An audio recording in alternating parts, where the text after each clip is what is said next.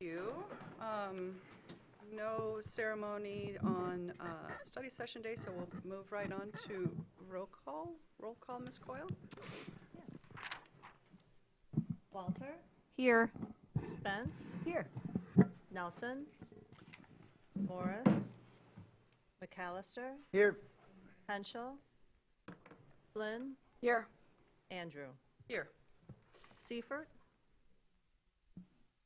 So several people had some challenges come up, and so we are going to proceed. I'll be the acting chair today. It is my first attempt at this, so You got this. bear with me, but it looks like we have a pretty straightforward agenda, and it's a study session, so we don't need to have as much formality. And so with that, we will move on to first public comment. Ms. Coyle, if you could read the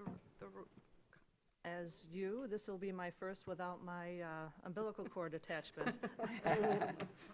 Any person shall be permitted to address a meeting of the Board of Commissioners, which is required to be open to the public under the provisions of the Michigan Open Meetings Act. Public comment should be carried out in accordance with the following rules and procedures.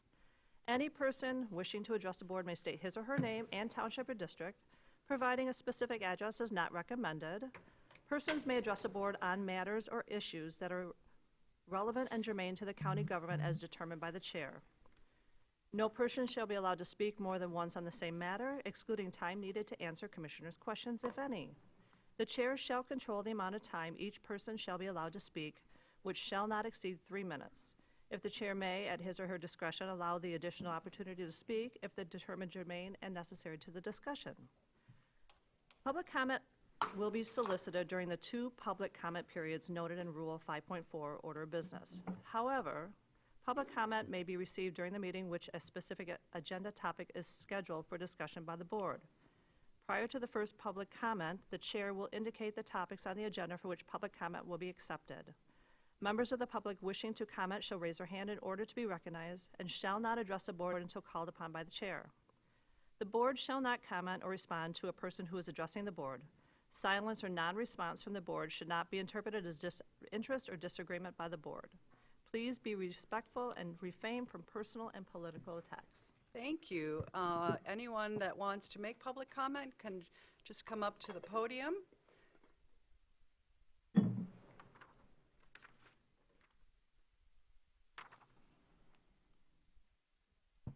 Good morning, son.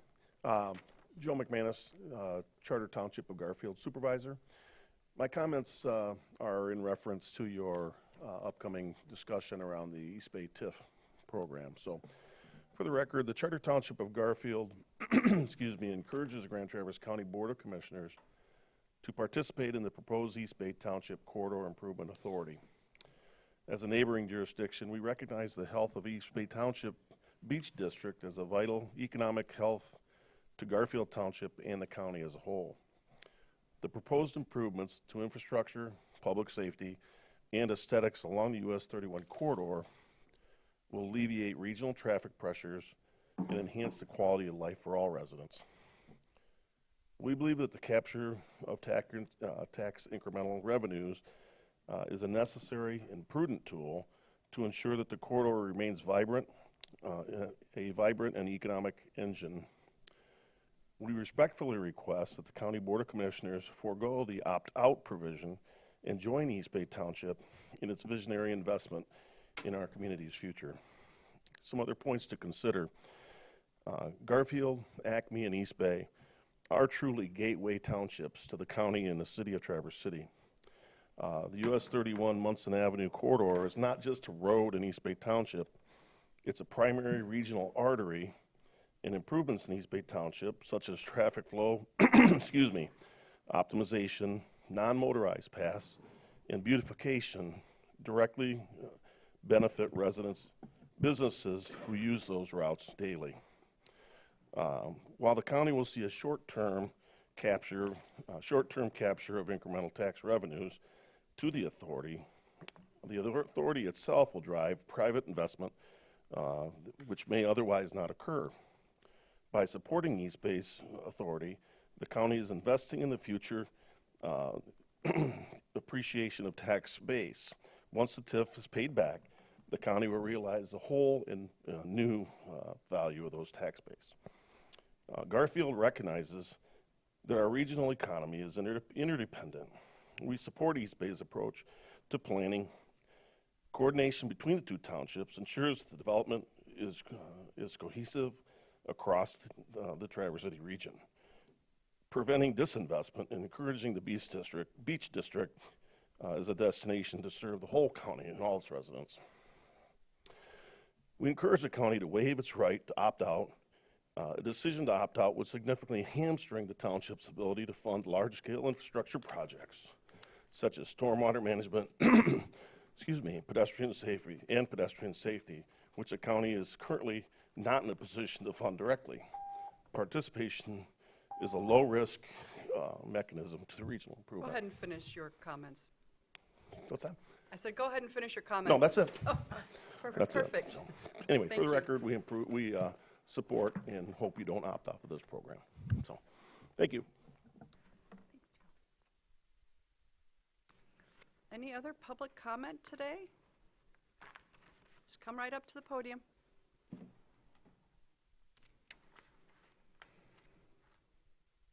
Good morning.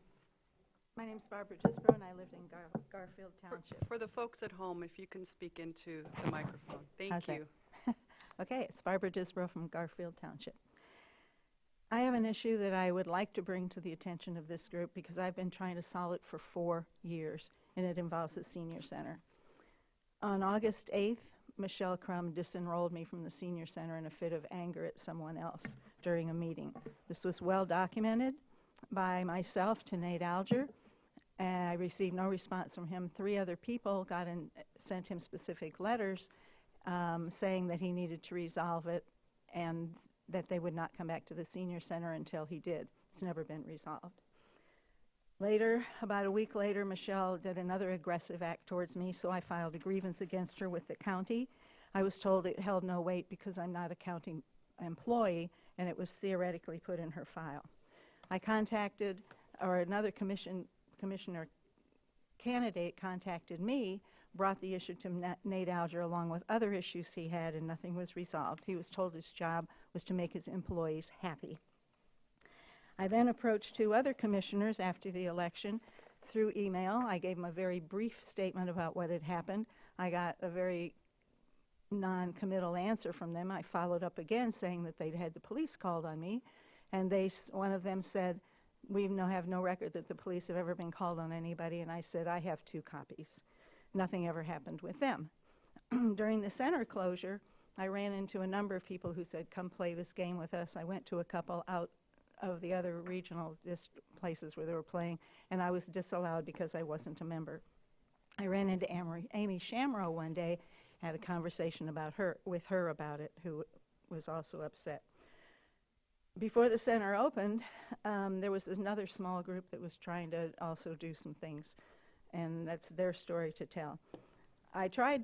So I decided then I would try and join again because people kept asking me to join, and I said, I can't do this. So I contacted Lacey Edgecombe twice by phone mail. I tried to reach contact with her before the center opens, just leaving a message. It was kind of important, but I really wanted to just meet her and say hello. I received no responses. The day of the opening, I went in and I attempted to join just to see how it would go. Maybe I was off the rolls. And the woman that I've never seen before in my life looked around, started mumbling to herself, and then said, "You don't look like her." And I said, "Look like who?" And she said loud enough for everyone around to hear, "There's a woman named Barbara Disbro who was disenrolled because of her behavior, but you don't look like her." So having failed the facial recognition test, she let me in. A couple of days later, I got an email from Lacey Edgecombe saying that she also was going to uphold this. I reached out to her for a meeting, and she never responded. I've been asked several times to teach Mahjong at the center, and it never happened. So I really have a question for the board. Can I do my questions? Thank you. Please, and then let's wrap. I will. Who has the authority to review the decisions of the, excuse me, I have to, sorry. What is the process to reinstate a senior center membership? And that leads me to ask, who has the authority to review the decisions of the director? Who manages the personnel at the center? What's the board's role in overseeing the operations of the center? And as a taxpayer who's been disenfranchised for something for which I pay, how is the money allocation overseen in the senior center? Thank you for your time, and thank you for what you do for our community.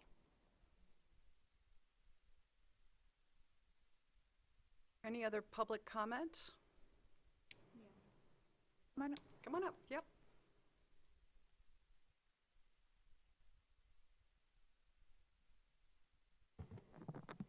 Good morning, Doug White, Supervisor, Acme Township. On the proposed improvement over in East Bay Township, I'd like to say that it would benefit not only East Bay, but Acme and Garfield Townships and other townships in the area.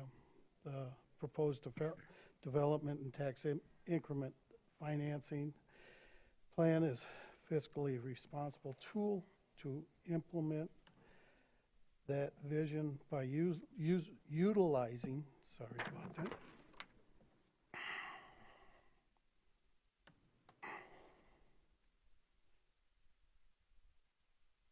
I've lost my place. By utilizing TIF, the plan projected existing tax revenues for all jurisdictions while capturing only new growth generated by future development. This structure allows for critical infrastructure improvements, including pedestrian crossings, expanded and maintained sidewalks, transit, enhancement, and improved access to East Grand Traverse Bay. Will have benefits that extend well beyond township boundaries. These investments will enhance safety, improvement, mobility, and strengthen connections between housing, jobs, services throughout the county. From a regional perspective, this effort supports shared priorities, workforce development, economic businesses, and visitors across Grand Traverse County, while also encouraging private investment and supporting long-term growth. Acme Township recognizes that infrastructure and economic development are inherently regional. The success of the Beach District will contribute to a stronger, more connected Grand Traverse area. We anticipate and appreciated the East Bay Township for its leadership and respectfully encourage the County Board of Commissioners to support East Bay Beach District Corridor Improvement Authority. Thank you.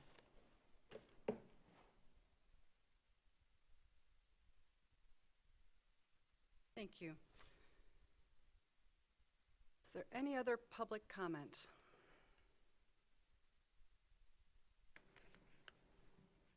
Hello, Lisa Radke, Supervisor, Fife Lake Township. We are also a gateway community in a different sense.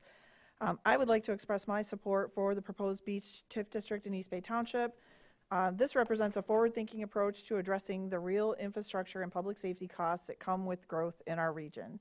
Importantly, the increased tax capture within the district is being driven by new private investment, specifically the construction of hotels and related improvements. This allows the township to reinvest in the very infrastructure that supports this growth without placing additional burden on current taxpayers. It is also worth noting that the activity generated within the Beach District is largely tied to transient visitors.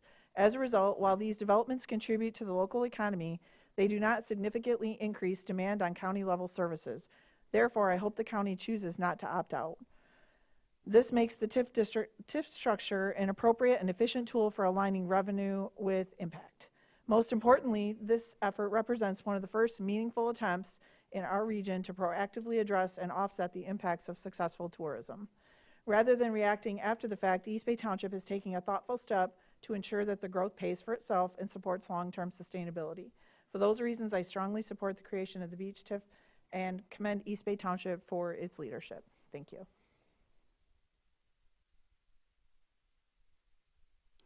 Thank you, Supervisor Radke. Anyone else for first public comment? Okay, going once, twice, we will move on. We've got an agenda presented. Is there any proposed changes? Motion to approve the agenda as presented. Second. Great. Motion by Commissioner Walter, seconded by Commissioner Flynn to approve the agenda as presented. Any discussion? All in favor, say aye. Aye. Any opposed? Great, we have an agenda. So we'll move on to item 5A, discussion. The East Bay Hotel Corridor. And we will start with, this was presented by Commissioner Seifert, Chair Seifert. Usually whoever's on the intro memo is called upon. So since he's not here, conveniently, I will kick it off and we'll just walk through the packet for level setting, and then we'll get on to, I believe, a presentation from East Bay. The first item in the packet is the resolution. This is, as I understand it, a 2012 resolution adopted by the Board of Commissioners to address tax sharing policies. I think we've all seen this. It has been in place, I guess, for 13 years, but I'm not sure it's ever been put to the test. And it's short, 3 pages. I assume everyone's read it and generally familiar with the provision, basically, that the county will participate through a direct agreement with any municipality that wants to participate if the proposal meets certain standards and conditions. Next up is a 1-page summary of the East Bay Beach District Corridor Improvement Authority. Concise summary of what the East Bay Township is proposing. We have next in the packet, starting on page 7, the development plan and tax increment financing plan. This is the January draft, January 15th, 2026 draft of the East Bay Township plan. It provides an outline of the proposal, the development plan, the parcels that are included in the project, the potential projects that are envisioned for the district, the total cost of the combined projects, the types of projects, and a variety of terms related to how the TIF would function and what millages it would capture with a projection over the 20-year period. I understand that we were all provided a updated version of that plan by email earlier, I think yesterday or the day before, yesterday morning. Per our informal policy, we did not put that in the packet because we always have a challenge when we change the meeting packets at the last minute. So my suggestion for purposes of today's discussion is to use the one that's in the packet. It is my understanding that the only difference between the one that's in the packet and the one we received yesterday are tables 4 and 5. Is that correct?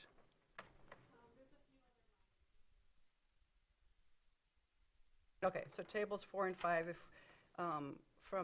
if we want to be very specific about the updated projections in the April version, otherwise, so that everyone at home can follow along with the same materials, I suggest we stick to the items in the packet, and I assume we'll get more of an understanding of the differences as we go forward. Those tables 4 and 5 are on pages 34 and 35 of the plan and of the packet material.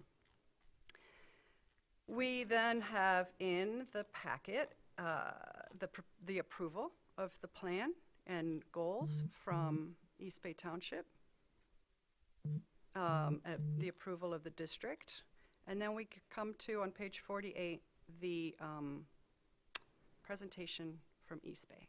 And with that, I will invite East Bay to the podium to present. So that's just, so we all have the same material in front of us and everyone understands what's been provided to the board. Ms. Carner, please. Good morning. Thank you for the Happy opportunity. birthday. Thank you. Thank you for sharing your birthday with us. Yeah, thank you. It's lots of birthdays in April. So appreciate the opportunity to present this morning. My name is Claire Carner. I'm the Director of Planning and Zoning at East Bay Township. I'm also joined here by Beth Friend, the Township Supervisor. And we have really appreciated the county's participation and partnership throughout this process. We have had county administration that has been working, serving on our leadership team throughout this process. So we've appreciated that. We're not seeking any action this morning. This is just informational, and we're here to answer any questions and share information. I'm going to talk through our planning process, and then Beth is going to go into a little bit more detail on the TIF and the revenue projections. So this US 31 Beach District, and that district is the segment of US 31 North that's within East Bay Township. So it begins at Tom's East Bay Plaza, right at the Traverse City border, and extends all the way to the Burger King in Acme Township. It's long been identified as a corridor in need of kind of high priority for public investment. It's really a unique corridor because it has the highest traffic counts in all of Grand Traverse County, and it also has an extremely high density of land uses along the corridor. We have a lot of small parcels, and so it's very high density. There's a lot of destinations along there that people are trying to get to. I saw in the packet the hotel corridor, so it does have a lot of hotels, but there also are, we have restaurants, we have parks, we have the TART Trail, we do have some year-round housing as well as retail, so we do have a diversity of land uses, and the biggest challenge that we're seeing is that they cannot be accessed safely, and so we're really looking to make some improvements to increase safety along that corridor. For years, this corridor has grown, and there has been a lot of private investment in this corridor, but it's really lacked the public investment over time, and we're seeing the results of that with a lot of growth without the public investment to support that growth. In addition to challenges, there are also a lot of opportunities. So we have many businesses along this corridor are locally owned, and the business owners, there's been a lot of enthusiasm and engagement from the business community. We also have the TART Trail just to the south of the corridor, which is a huge asset. We have the Beta Bay Lines route, which has been tremendous asset for the corridor as well. We have East Grand Traverse Bay shoreline. We've also, as I mentioned, substantial private investment is certainly an asset. And then we also have surrounding the corridor, so just outside of that district, we have land that is zoned for workforce housing, that's zoned for that missing middle, and we're seeing a lot of development pressure kind of just outside of that corridor for new housing. And I will just mention at a recent county housing presentation, we heard that people are really looking for walkable, amenity-rich neighborhoods, and that proximity to destinations is paramount for density. And so we really see this as an opportunity to make this kind of more of a walkable commercial district that people want to live near. They want to be able to bike on the TART Trail. They want to be able to access the bay. And if we can make this kind of more of a place and a destination, I think we are going to see the kind of thoughtful development follow. This initiative it's really, we had the county lay the foundation for this planning process. So in 2013, Grand Traverse County led a interjurisdictional planning effort. So that was from Elmwood Township all the way to Acme Township and all of the jurisdictions in between, looking at the US 31 corridor, identifying opportunities for access management, for placemaking, for safety improvements, and kind of having a more cohesive corridor. So we have that Bayshore corridor strategy. Also in 2017 and 2018, the county assisted East Bay Township to develop a beach district strategy. And so that has a lot of the themes that you'll see that kind of transcend into the documents that we're sharing with you today. So the Beach District community visioning, I would say, was a very robust process. We were fortunate to receive 2 federal grants. One was the USDA Rural Development, and the other one was the Michigan Coastal Management Program through NOAA. So kind of all of the work that we've done to date has been supported by those 2 federal grants. In 2024, we had a 10-month public visioning process. We had approximately 700 stakeholders, not just East Bay Township residents, but really from the broader community participate. We had 2 large public surveys. We had a week-long design charrette where we had multiple public open houses. We had stakeholder meetings, kind of focus groups, different opportunities for input throughout that process. We also have had pop-up meetings along the corridor. We've met at Hopscotch. We've met at other venues throughout the corridor, and really had a lot of enthusiasm from the business community, stakeholders, residents along that corridor, as well as the broader community.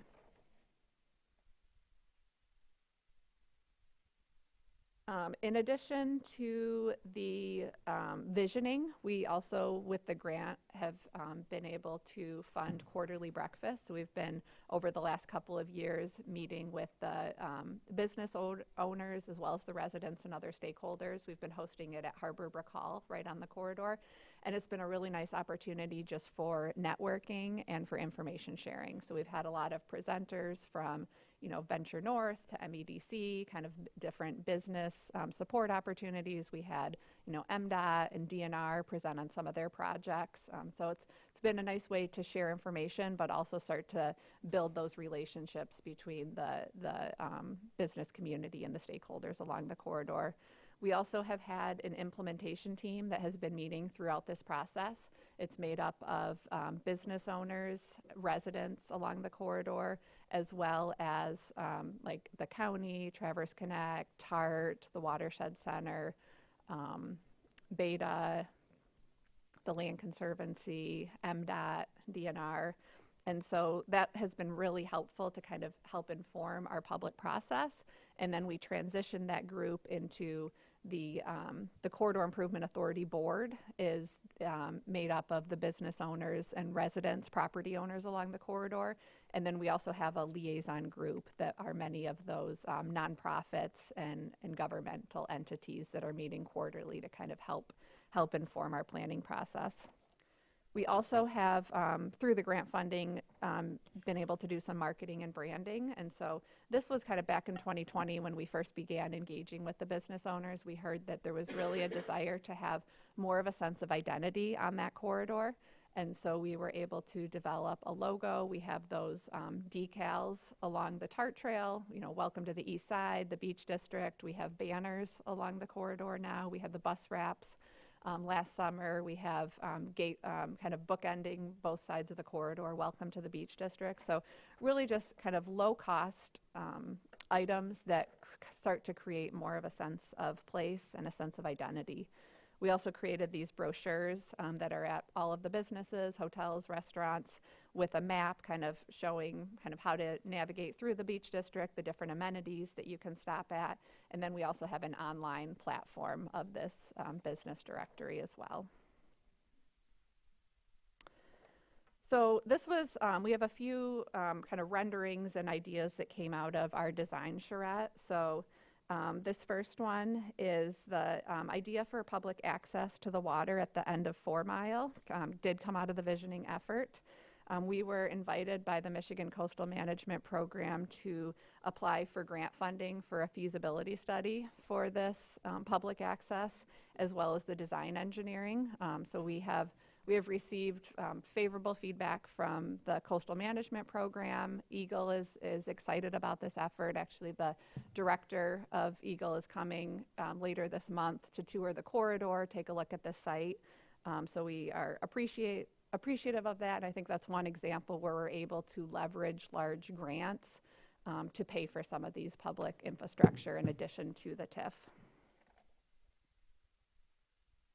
This is another rendering, the safe crossings. I would say of all of the public input we received, the safe crossings are really the #1 desire that the community is looking for. We're looking to have a safe crossing every quarter mile along this corridor, just with the density of land uses. And so we are working with MDOT and looking at, bridges, tunnels, at-grade crossings, kind of the whole gamut of strategies. This boulevard is something that would be kind of longer term, would require some, driveway consolidation with new development and kind of future. So our final beach district plan was adopted in May of 2025. It served as it serves as a sub area to our master plan. So it was adopted by the Planning Commission as well as the Township Board.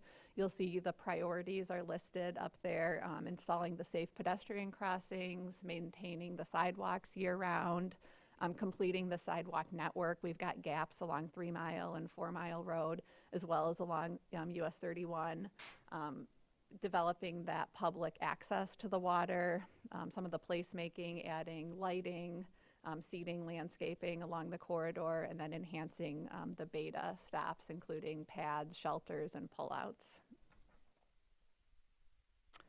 And I will also mention, so this final plan basically has all the same projects that you see in the TIF and development plan. And so you'll see that we have about $46 million of projects in our plan, and we have about $6 million in projected revenue. So I did want to acknowledge that this is really a 20-year long-range vision. It's more of like a master plan. So are we going to do every single project in here? Not necessarily, but it allows us to be strategic as opportunities arise to be able to fund those projects. And we also believe that we can leverage additional grant funding to help support those projects as well. This is our timeline. So we adopted the plan. The township created the Corridor Improvement Authority in October. The Corridor Improvement Authority Board developed that TIF and development plan and recommended it to the Township Board. The Township Board set a public hearing. That public hearing was held in March. And the 60 days later, after the public hearing, the Township Board would have an opportunity to adopt the plan. So we're looking at the May meeting would be an opportunity for the township to adopt the TIF and development plan. Here's the boundary. I did want to just highlight, so we've got basically all of the parcels along US 31 included in the boundary, but we also go all the way up 3 Mile and 4 Mile. That allows for connection from some of the 4 Mile neighborhoods to US 31, as well as improvements and connections along 3 Mile. We also are looking and working with TART to have some placemaking and improvements along the TART trail, and also working with the Land Conservancy. You'll see that Refit Preserve and the New Ridge property are within that district. And we're looking at getting safe crossings across the railroad track and over to the TART trail for better connectivity from the Ridge and the Refit over to the TART trail into the district. So I know that many of you here are very familiar with TIF, the tax increment financing, but I did want to highlight a few items in here. One is just, Beth will talk in a little bit more detail about the revenue sharing, but we do believe that there is a solution that would allow the county to continue to see growth from that district throughout the 20-year period while also allowing the authority to capture some incremental increase in taxable value over the life of the TIF. Did want to highlight the TIF is time limited, so after that 20-year period, we fully intend to have this TIF end, and if the community in the future was looking to extend, they would go through the same process that we're going through right now. And that's one of the guardrails that we're looking to put in place. We also, just highlighting that there's no increase in taxes as a result of this, so no property owners within the district or surrounding district will see an increase in their taxes. We do feel that this is the best available option, and as a part of the planning process, we really pushed our consultant to look at like all the available options like throughout the state of Michigan, other states, like are there other better ways to finance public infrastructure? And we really came back to this TIF tool being the most effective way to fund the improvements that the community is looking for.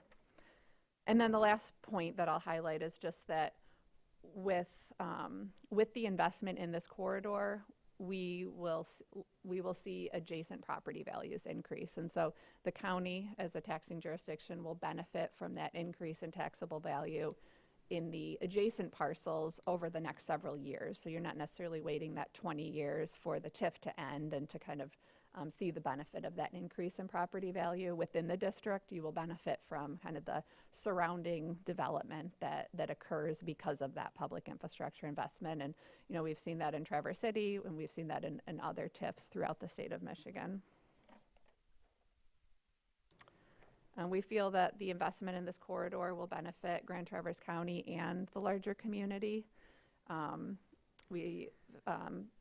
In reviewing your strategic plan and the vision, we feel that it does align with the Grand Traverse County vision through innovation and collaboration with our community to cultivate a vibrant place for all to live, work, and play. The strategic plan desires responsible managed growth and coordinated intentional investments. I think this is a really nice opportunity to kind of meet some of those strategic plan priorities through this authority and this initiative.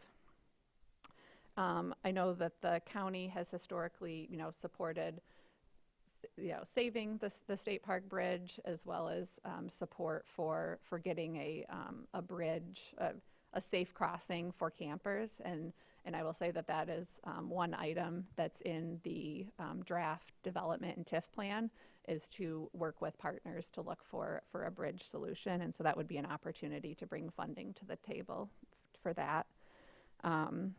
The county can benefit without county risk. So this is an economic development tool. We can leverage state and federal funding sources for public infrastructure. And so that can, benefit the county without necessarily requiring the county to take the lead on, doing the stormwater, managing the projects.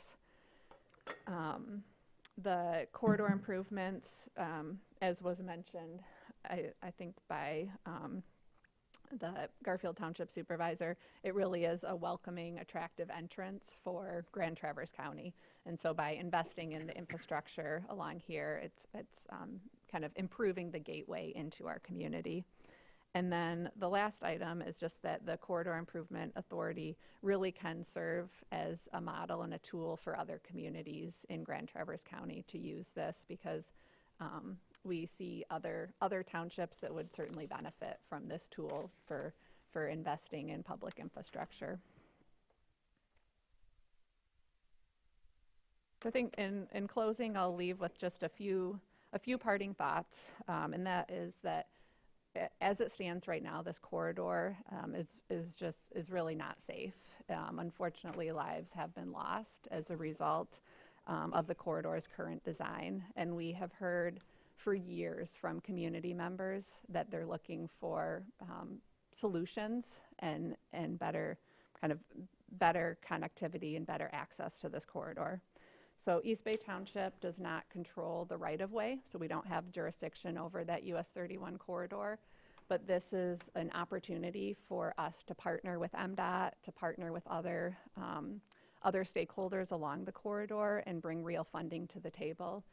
to be able to make meaningful change. We've felt kind of over the years that we, absolutely agree with kind of the public sentiments that this is not a safe corridor, concerns, but feeling like this would be kind of a tool for us to bring real funding to the table and help be a part of that solution. So we look forward to partnering with the county and kind of moving this forward, and happy to answer any questions, but I will turn it over to Beth to present, Hey, thank you for being here. Thank you for your presentation. Just a question about partnering with MDOT and what your experience has been like. I know in the city, it's, we wanted to have some safer crossings as well, further west, same corridor, further down. And they were, somewhat willing to work with us, but really wouldn't contribute anything toward it. Is that the funding piece. Yeah. What's your experience like in this situation with some of these plans and conversations with them regarding, since that corridor was recently redone or somewhat recently, what are those conversations like?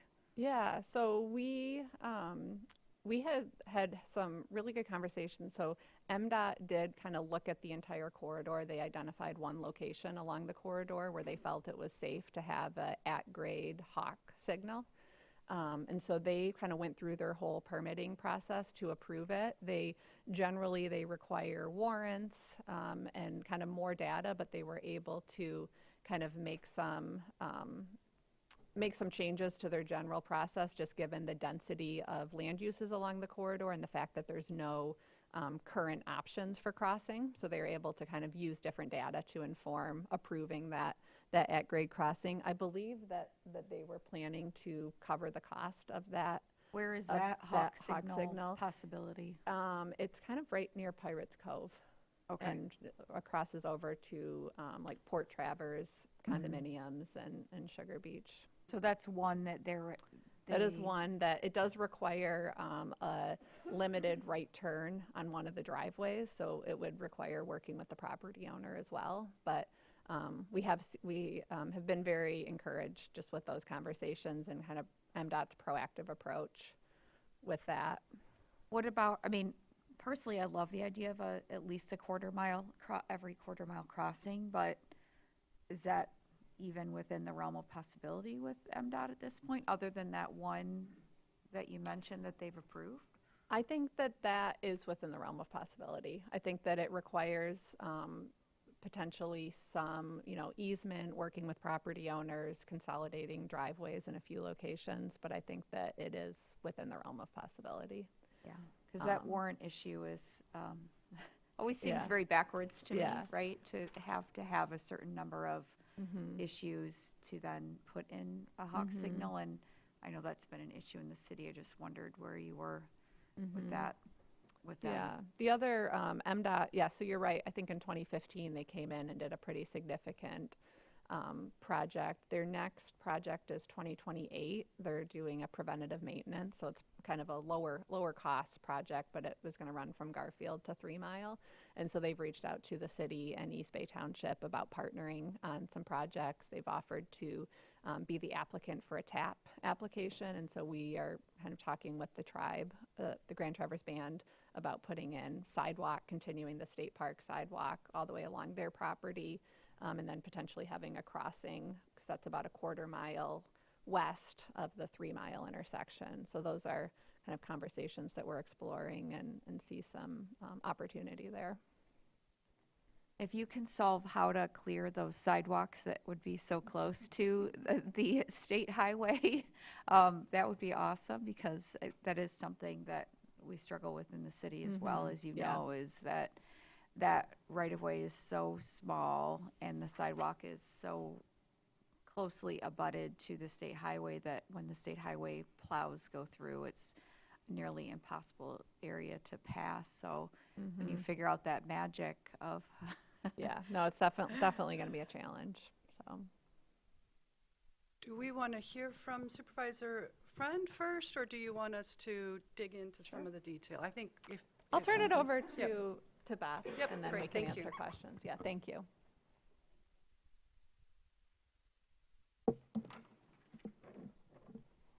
Chair, may I pass a two-page?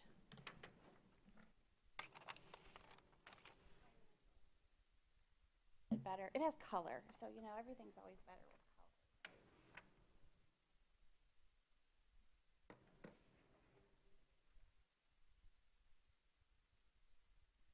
Thank you.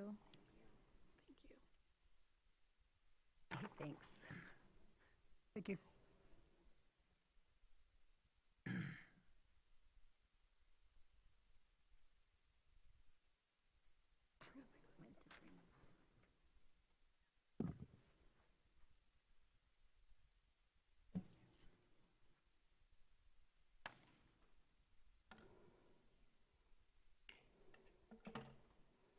So thank you, Madam Chairwoman. My name is Beth Friend. I'm supervisor of East Bay Township. I want to thank Claire for her very informative and thoughtful presentation. What I have just handed you is the updated financial projections for the corridor, which have taken into account some of the comments that we have heard from the County Commission. So I want to thank you as well for the opportunity to speak today and your continued work on refining the county's tax sharing policy.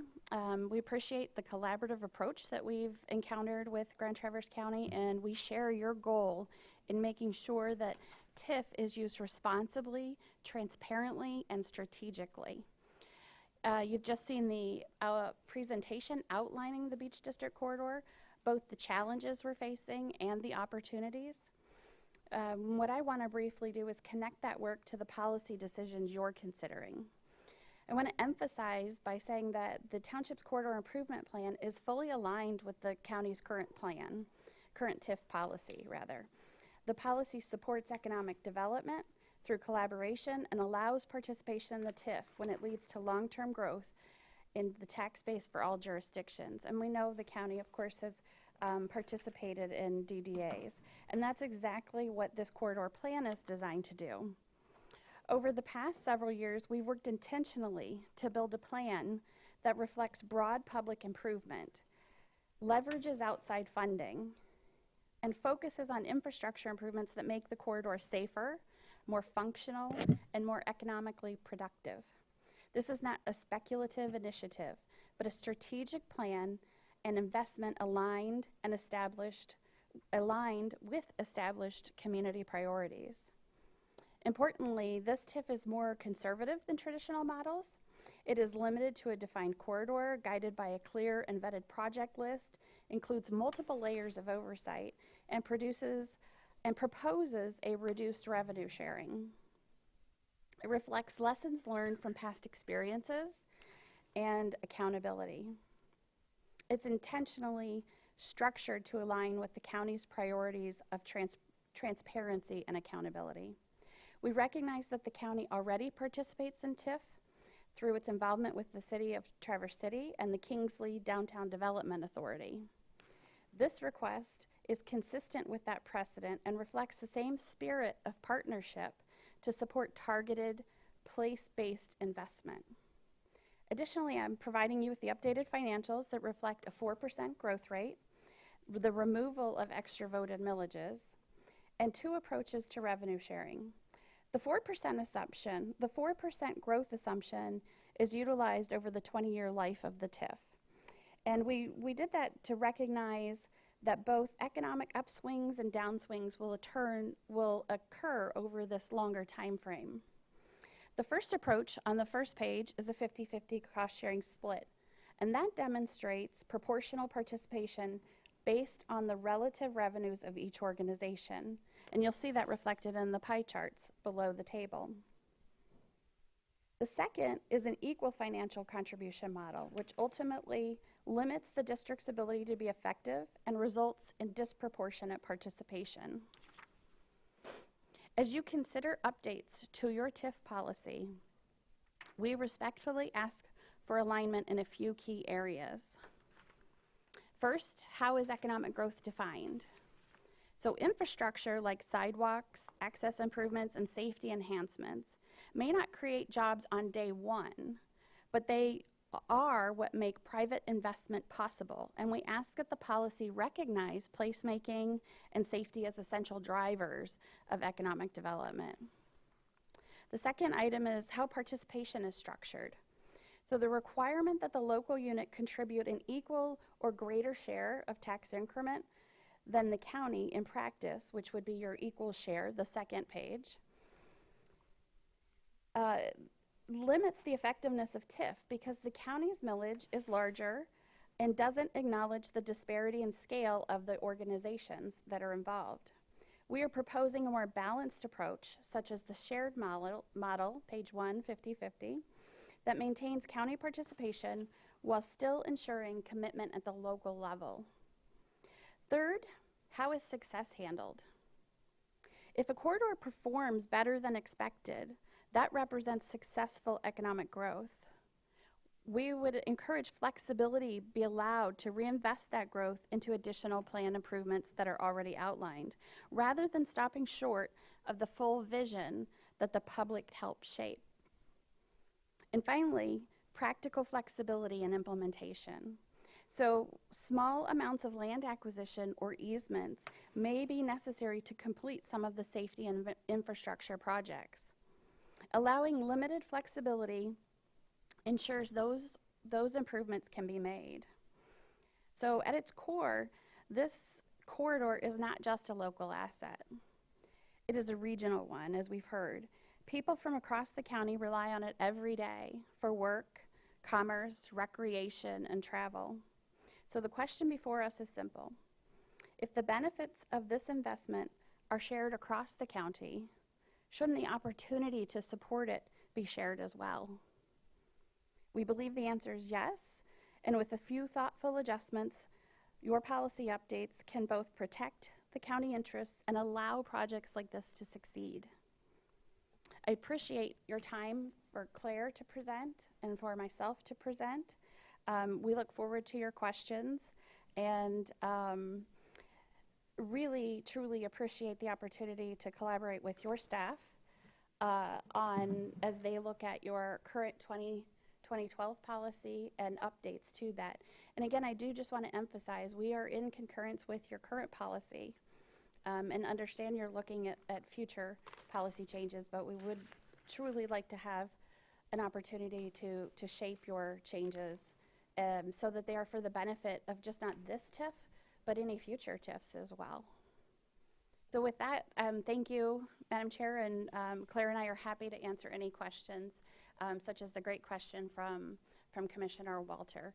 We're excited about MDOT's working with us over the past so many years. I want to say, gosh, 6 to 8 years. We've had terrific conversations with MDOT. And the crossing that Claire mentioned, when we first discussed it, it was East Bay has to pay for a temporary median. I think Elmwood Township had one of those a long time ago, like a temporary one to see kind of how it went. And they said, okay, East Bay is going to have to pay for that. And I don't know, it was $100,000 or something. And of course, I was a newer supervisor, and I was like, the township has to pay for it, and it's $100,000. But anyway, as we have had discussions and worked through it, they actually see the value in it. And as Claire mentioned, did what they needed to do through MDOT and working up through their ranks and not adjusting the data, but viewing the data in a different way and seeing that there was benefit there and also offering to implement that project. So while the bridge has been a very important topic to this county board, obviously, and it is to us as well, but we really encourage looking at this corridor holistically from one end to the other, right? Because we can put a bridge, a tunnel, a safe crossing in one place, but how does that really affect it if it's a half a mile or 3/4 of a mile down the road where someone's not going to go out of their way? So we're really working with MDOT and, okay, how are we improving the crossings at the lights? Where do we have the strategic places in the middle? The DNR right now has gone out for, I believe they've awarded an RFP, and the scope of services is looking at, is there an opportunity for any type of a crossing, doesn't matter what type, but that is, to my knowledge, they're saying any type, that has DNR property on one side or the other. So we're looking forward for that scope of services to produce their final product in June sometime. So definitely, when we have talked with MDOT and DNR, one of the main points they always bring up is, tell us about the TIF. Because they're looking to what do you have funding, and I've been open with them. Look, this is a TIF that produces, we're estimating $6 million over 20 years. That can't cover everything, but what it does do is it provides us tremendously valuable seed money to leverage our spot at the table to make an impact. And we definitely have the safety, the placemaking at heart for residents and visitors both. So appreciate your time this morning, and happy to answer any questions. So I just want to follow up real first on the crossings question, since you raised the bridge. I'm looking at the list of projects. I think there are 27 projects. Does that sound right? Order of magnitude, subject to check. Totaling $46 odd million. And I'm looking at starting at page 23 of the packet, which is page 11, table 1 of the TIF plan. And I'm just looking specifically at crossings. I see a 4-mile pedestrian crosswalk. That's the second project. Is that already a crosswalk? I mean, is there already a pedestrian crosswalk there? There's 3 crossings there. They're not super safe. We're Right. looking to have 4 safe crossings Okay. there and to make some improvements. But not a mid-block crossing. Yeah, That's and one clarification on that table, I apologize if it's a little bit confusing. Those are not in order of priority. priority. Sure. So I'm just looking specifically at the safe crossings that are in this plan. There's a 4-mile at the intersection of 4-mile and 31 that is already a crossing. It would make it more safe, but it wouldn't add a new crossing, correct? Then we have the bridge, right? That would replace the old bridge we just talked about. There is one hawk light shown between 3 and 4 mile for a cost of $150,000. That's what you think might happen in 2028? Is that what you were referring to? Is that the one that MDOT's been talking about? The 2028 one is actually going to be west of 3 Mile Road that we're exploring. So it would not be in between 3 Mile and 4 Mile. It would be. So that, And the funding for that would be through TAP as well. okay, so the only, and then there's a tunnel. And So just make sure I understand the number of crossings. I don't see, did I miss any other crossings in this plan? Any other proposed crossings? So so we got a tunnel, a bridge, and then a hawk light between 3 Mile and 4 Mile. And the tunnel is a study for a tunnel, right? So as I understand it, replacing the bridge and adding one hawk light would be the additional crossings resulting from the plan. I would say that the plan talks about crossing every quarter mile, and so we've tried to build in some flexibility as opportunities arise that we would work to implement those other crossings over that 20-year period. We don't know exactly. Those are the ones where we have an idea of where they would be, but we don't know exactly where the other crossings would be. But as I understand the way TIF projects work, the projects in here are the projects that would be approved for this TIF, right? So if a new project comes along, it can't be funded with this TIF if it's not in the plan. Right. Is that right? Or can you change You the, can amend your TIF, though. I believe we can make some amendments to the TIF. does it come back to us whenever it's amended? That is a question that we can find out Okay. for you. I'm not sure the answer So- of the process, but I know that, just in working with other communities, that they've amended their TIF, many times over the course of the Right. life of it. Right, and I guess I just want to make sure that, to the extent our policy, our current policy says that we will fund defined projects. This universe of 27 projects is the defined universe that's in front of us, right? we talked about this the other day, and this is great that you're bringing it up. I think it would be really helpful if there was like a real clear list of the top priorities that we would use TIF money for the safety infrastructure. Because this is, I know that you didn't make this chart, this was made by the consultant, but I find it to not really clearly define what TIF funds would be used for, because it's mixed in with the cost sharing that you would use. Let's say you get a TAP grant for some of that safe crossing infrastructure. Some of it comes from the TIF money that's been generated, but a large percentage of it comes from TAP. But I think it would be really helpful to know what TIF is going to be used for and prioritized. Like you just said, Claire, these aren't prioritized in their order, and it would help me. So I think that the list of projects In the mic, please. I Please. think the list Yeah. of projects is over the span, and Claire will correct me if I'm wrong, is over the span of the 20 years. And so what the Corridor Improvement Authority does is then take from that list and they develop a 1-year plan, and I think even a shorter 2 or 3 year plan with that, and Claire can speak to that, because I do think we have those strategic plans in place that we just saw recently. Yeah, so I mean, we're kind of just getting this started, and so it's we have a 2026 work plan right now that we shared out.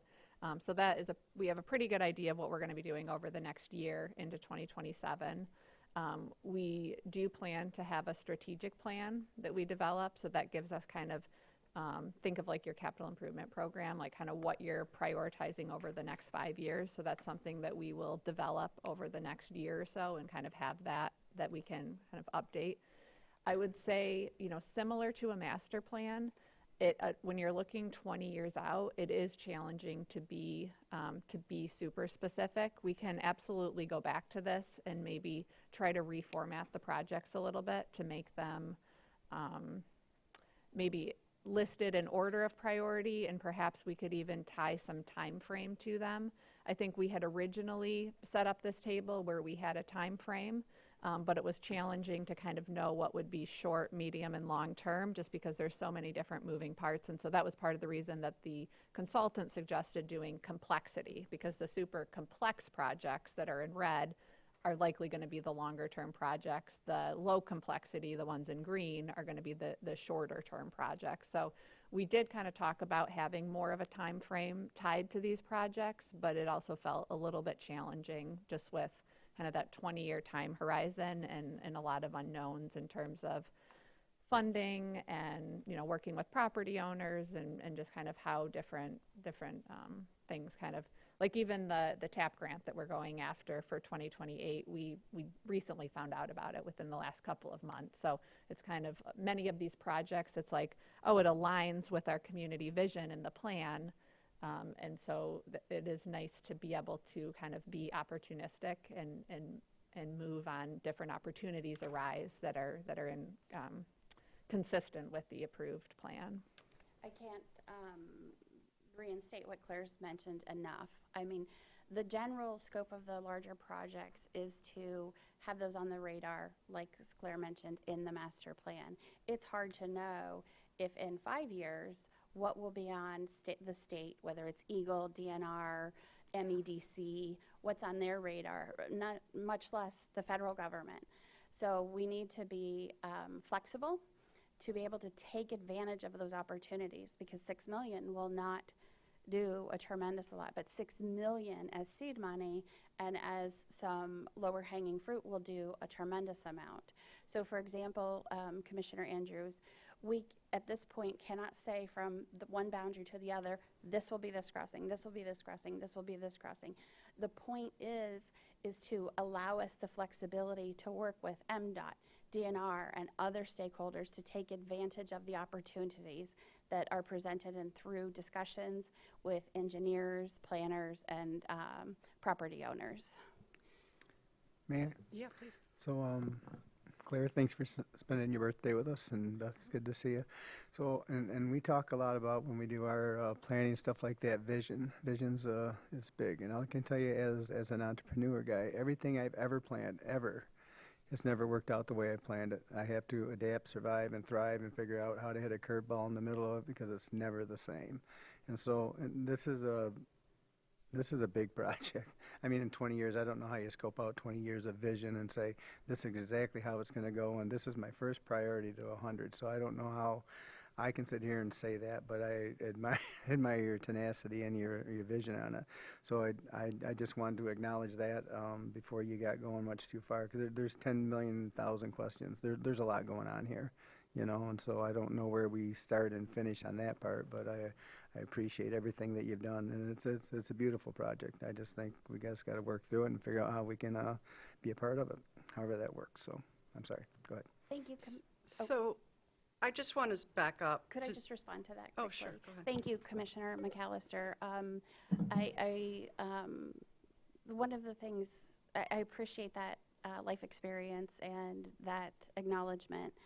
As well, I want to speak to how much people from other parts of the county will benefit from this. I look at, ever since, I've lived in Grand Traverse County my entire adult life. I live in the Holiday Hills area. And I look at the Kingsley DDA and how has that impacted me? Have I benefited from that? Yes, I have, because for 6 to 8 years, while my child was in junior high and high school, she did her sport and her extracurricular activities had to do with horses, and they were all down in the Kingsley area.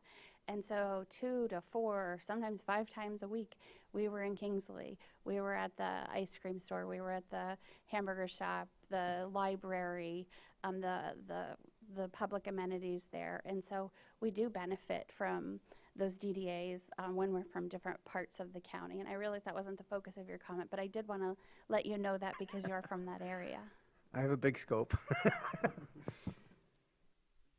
So I'd like to just go through the policy a little bit further and want to back up to something that some of the other supervisors mentioned regarding opting out. As I understand it, and correct me if I'm wrong, and this might be a question for administration, we can opt out and still participate in this project as a partner, correct? You can. You would opt out and agree to do a revenue sharing agreement with the DDA, with the Corridor Improvement Authority. One thing that makes us, I think, from staff's perspective, a little unsure of is that we would like, at the time when you make a decision to opt out, a commitment to work to that agreement and get that agreement done so that we can participate in that. As I said, we're compliant with your 2012 current policy. And so this is a little bit of a curveball in the last few weeks to us, but we understand the initiative. For example, early on, we weren't aware of the opt-out for the extra voted millages. And when we heard that, that definitely impacted our financial projections. But I wholly support your current policy, which does that, and your desire to keep that going. Those extra voted millages were voted on specifically for those funds to go to that for that purpose. Very different than a general operational millage.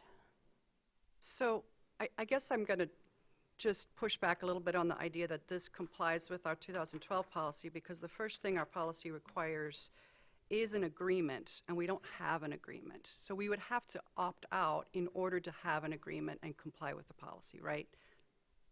So I believe, I mean, you still would have the opportunity not to opt out. I believe that is what the county has done with that policy in existence with the Kingsley DDA. The Kingsley DDA has been in existence since 2005, 21 years. And my understanding is it's been re-upped since that 2012 policy. I could stand to be corrected on that, but I believe that's the case. Okay, and I just want to make sure I understand that. If we opt out, and we don't need a new policy, is my point. We don't need to amend the 2012 policy to come to an agreement with East Bay and continue to participate in this project, including, right, in whatever revenue sharing. That is true, Madam Chairman, and I think that you make an excellent suggestion. We would actually prefer that, because we can move on that much quicker. So if this commission were to indicate its willingness to do that, we could work with your staff very quickly to put together an agreement that would reach your goals, East Bay Township's goals, and be aligned with our legal counsel, or each organization's legal counsel as well. So then let's just march through these, because there's only a handful of topics in our existing policy. One, item 2 you already said is the special millages would not be included. You're already fine with that in the current updated plan. Correct. I would not argue that with any commissioner. Then moving on to the specific call-out items A through D under Part 3. I'm looking, is everyone with me? Are you following me? Okay. The agreement must be for specifically defined public infrastructure projects which are directly related to economic growth within the district. Would that let us pick the projects we like? Because to me, specifically defined, I was looking at that language just recently because it is mimicked a little bit in your revised policy as well.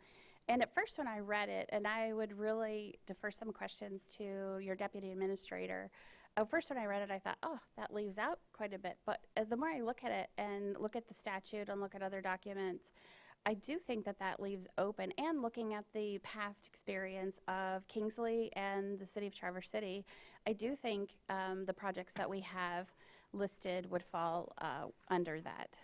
and we could, in our agreement, pick the projects within the plan, right? Like Yes. to Commissioner Spence's point, where crossings are particularly important. The bridge has been a particular source of concern, its removal.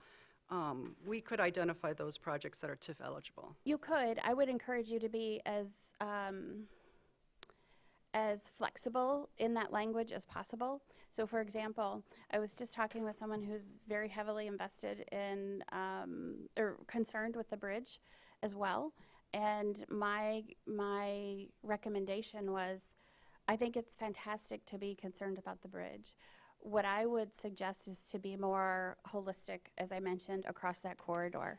Because the bridge, I wish there was a magic bullet that solved all of those problems there. It's just not the case. We need to look at multiple crossings along the way. You know, I don't care if it's a bridge, a tunnel, an at-grade crossing, a helicopter or drone. We need to look at any, and of course I'm being facetious, but we need to keep our options open for things that might be available to us. Right, and I guess I will just say that it does concern me that after a recent rebuild, after a multi-year process, after consulting with MDOT, after looking at all the safety opportunities, we've only been able to identify, it looks like, 2 hawk crossing spots mid-block in that section. One the MDOT one that's underway, and then a potential one between 3 and 4 Mile, and it would make me, what's going to change to like what light bulb is going to go off to someone who've been thinking about this really hard for the last 10 years. But understand too, if you'll think about the conversations that have been had, really we haven't had multiple engineers looking at this, right? We've had one engineer looking at this. So it'll be interesting to see what comes from the scope of services from the DNR's project that they've just commissioned. It will be also interesting to see, as we talk with additional consultants and traffic engineers, what their options or viable means that they consider, what those would be. So we would have the opportunity, for example, to specify that TIF dollars can be used for mid-block crossings. I'm sorry, could you repeat that? That TIF dollars can be used for mid-block crossings. Okay, so then, Yes. and then in terms of economic growth is defined as job, basically, creation and expansion. Is there a way that those crossings can be tied to So economic development? Sorry, I didn't mean to speak over you. This is where I was looking at that language, and at first my inclination was, okay, I'm not so sure that that falls under it. And the more I've thought about it, and as I said, read statute and other DDAs and CIAs, I'd be curious about Mr. Forsyth's interpretation, because I do believe that they are doing a lot of things that you wouldn't necessarily think have a nexus straight from, right, from that project to job growth. But truly, instrumentally, they do improve that district, which improves the jobs and growth in that area. So I do think there's a nexus. Maybe it's not as direct as I thought that language meant. I think maybe it adds a little bit of flexibility with that. And- Claire, did you have anything to add? So we can, sidewalks, let's just keep going through the policy. The projects must be for specific items of work, which is limited to a maximum dollar amount, and the agreement shall specify the maximum amount of captured revenues and the time over which those revenues are to be collected. So let's take a pause and look at the projections that, and for this, I think we could either use, I'm a little cautious about using what you distributed because it's not available to anyone who's at home. And we can certainly put that on our Sure. website under the Corridor But Improvement We Authority. can update the packet Yep, too yep, after the but meeting. For purposes of conceptual discussion, let's look at the packet instead of what you've handed us, so that we can point out where there are differences. In specifically the tables 4 and 5, where we've got the projected county contribution. Do you have a what page are you digital on? version you That's could pull up? that's in our packet. What page are I'm you on? asking them Oh, sorry. about the current one, though. We Page 34 of 62 of the. we certainly do. Right that? here, I did not 34. forward it to Chris to pop up on the, if that's what you were thinking. Oh, Chris, if can you if just we can pull put up it the there, current one? That's great, even better. The one that was emailed, that's the printed out one? But let me just clarify, because I now see that there are 3 versions. There is the version that's in the packet for tables 4 and 5, which shows a 2% growth rate and all of the millages being captured.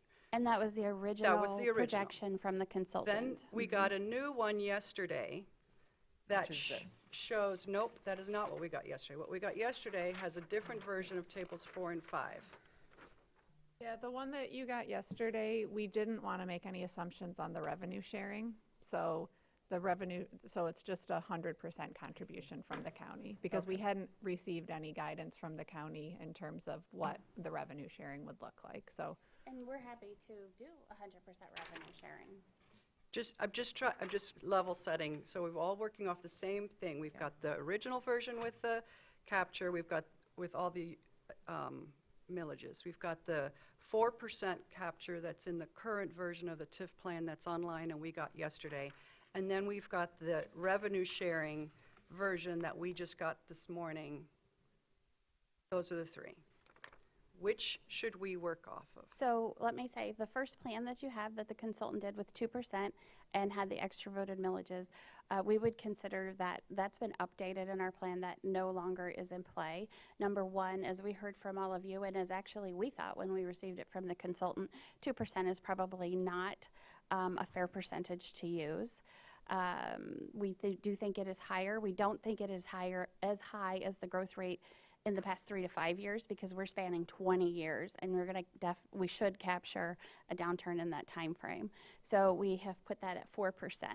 So as Claire mentioned, the one that was emailed to you yesterday did not make any assumptions. It went off of what you currently have with the city and Kingsley as I know it, which is 100% capture. Okay, now what I have provided for you today is knowing that you were looking at, hey, we're not happy with 100% capture. What are some other options out there? And we looked at your subcommittee minutes of approximately maybe 6 weeks ago, and the direction at that time was, let's see, I can give you the date on that. That was from the February 25th, 2026 ad hoc committee, and the direction was the county contributes up to 50%. So we did the 50% for you and looked at that, and then we later heard from staff, that they weren't sure that you meant a 50-50 split, that you meant an equal dollar amount. So we've analyzed that. So those are the 2 that you have. And I do believe this board looked at a draft policy and some alternatives, so, and that's a new policy. And so maybe for purposes of today, we should look at what's in the packet or what you emailed yesterday. I think what you emailed yesterday, because Okay. the 4% would be more accurate as discussed. Okay. And the 100% is what we would be looking at. And of course, that would only improve the ability to get these projects done. Okay, so can somebody pull up what we got yesterday? Don't know if I can do that from this Can you pull up the packet? packet. Then And that's on our I think we website. have no choice. It's on our website as well. But I think that's, yeah, it's on their website, so I guess. Yeah, can you pull it up from? eastbaytwp.org. You want to walk them through? Who's Gracie Hunt engaged to? Oh. The headline's like Gracie Hunt's engaged. Oh. Right. Wow. I know her.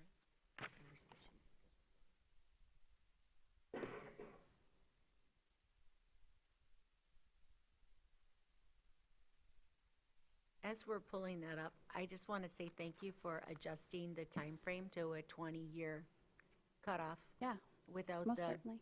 to be determined or to be determined. That's a good change. I'm just trying to fill in some white noise while we're pulling this up. I thought that was really important, and for the revenue sharing, I think that that's a step in the right direction. I'm looking forward to having this really cleaned up and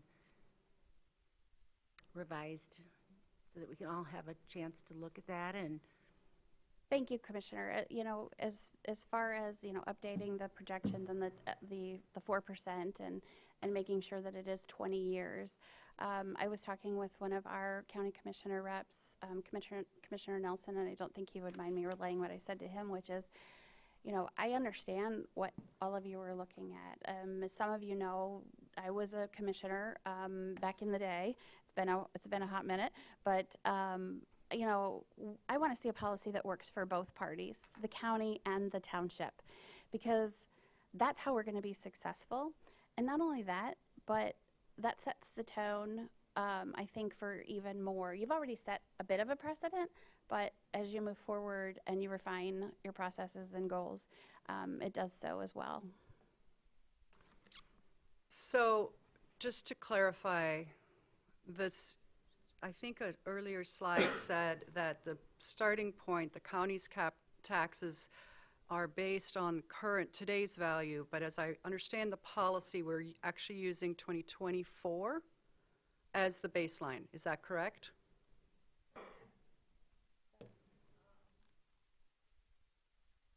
That's the initial. The base year is the 2025-2026. Right, but I'm looking up above in the plan where it defines the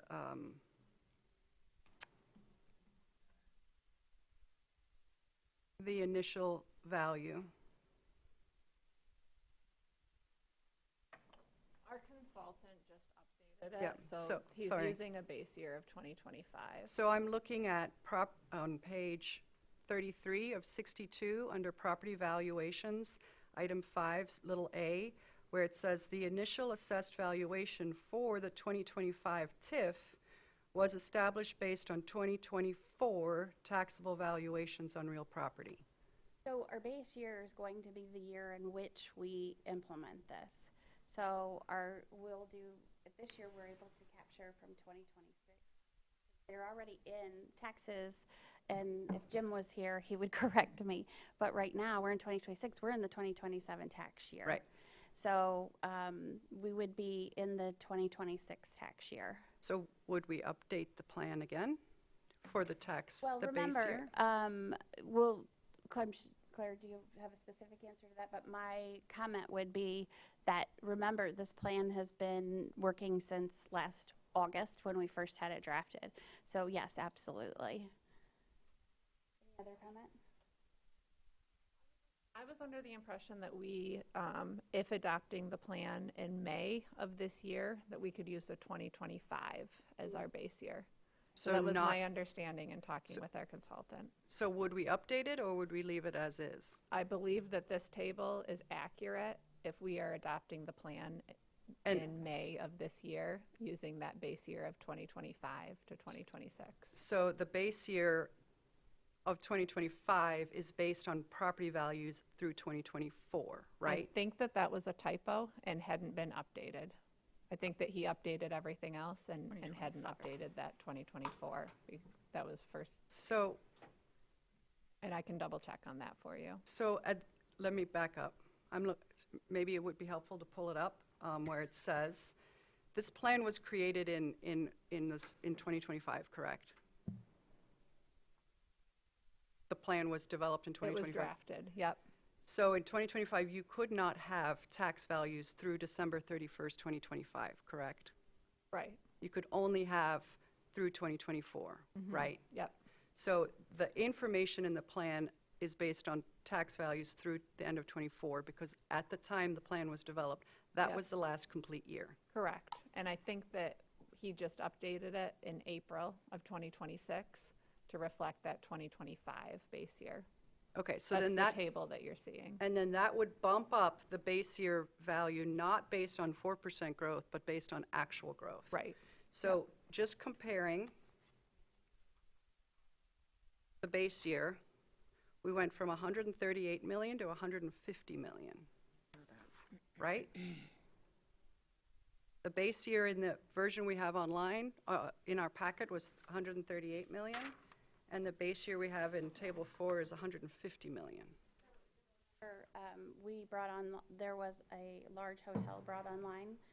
You might remember the hotel that took like, I don't know. I said it was built by two men in a truck. It took a really long time to be built. If you remember I think it's called the Residence Inn. Just an enormous amount of time that was under construction from 2020 to it was just started to be utilized as a hotel this past year. So when a new hotel comes in, the value of a property might go from, say, $1 million to, say, $4 million, correct? Well, it would be construction in process prior to that. But at some point in the TIF period, a parcel that started at a $1 million value is going to become, if there's a hotel, a $3, $4, $5, $6, $10 million tax value, right? I mean, the tax valuation day in Michigan is December 31st of every year. Right. And I guess my point is that, as I think you have said a couple of times, in the recent future at least, property taxes have been going up around 10% in this corridor. I think we showed the assessed values at about 9% over 3 to 5 years, if my memory serves. That's, again, something that we haven't seen over a longer term span, such as this TIF would be. So, for example, when you look at the 2008 to 2010 timeframe, that would be different. And I guess my point is just that by assuming only 4% growth, should growth be higher, the amount of taxable capture is going to be higher, correct? Right? That's correct. And that means then when we look at the next table, the amount of county capture is going to be greater, right? That's correct. So just by pure math, if in 2027, if instead of 4% growth, and Chris, I'm on table 5, if you don't mind.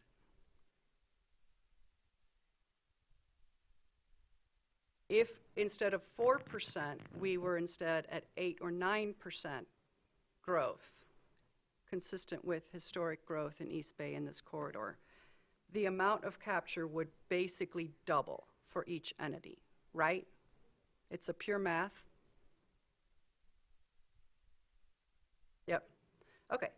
I'm just making sure I understand the growth projections, that in periods where growth in fact exceeds projected growth, the capture is going to exceed the projected capture. Right, yep. If it's less than 4%, we'd get less than the projected Yeah, capture. it's just If 4 is over sort of 4%, a it would- leveling. Right. Great. Right. So in fact, so if future growth is consistent with past growth, 9%, the capture is going to be about double or more than what's projected. Only if you look at a specific microcosm of a segment of 20 years. When you look out over the span of 20 years, clearly it's not going to be 4% every single year. Correct. There are going to be years when it's less, and there are going to be years when it's more. So you may have a 9% year, as we've seen in the most recent years. You might also have a 2% year, as we've seen in years. But the point of this is to make that number as big as possible, right? That's the whole point of TIF. Well, no, if we wanted to make the numbers as big as possible, we would have put 6% in there or 9% in there. No, but I mean, the projects are intended to increase growth rates, right? Sure. I mean, the projects will provide economic value. So yes, while the taxes don't go up because it depends how somebody's taxed. So if somebody's living there, they're capped, as you know, with Proposal A. At 5%. 5% or cost of living, whichever is less. So they won't see their taxes go up, but the assessed valuation will change. Right.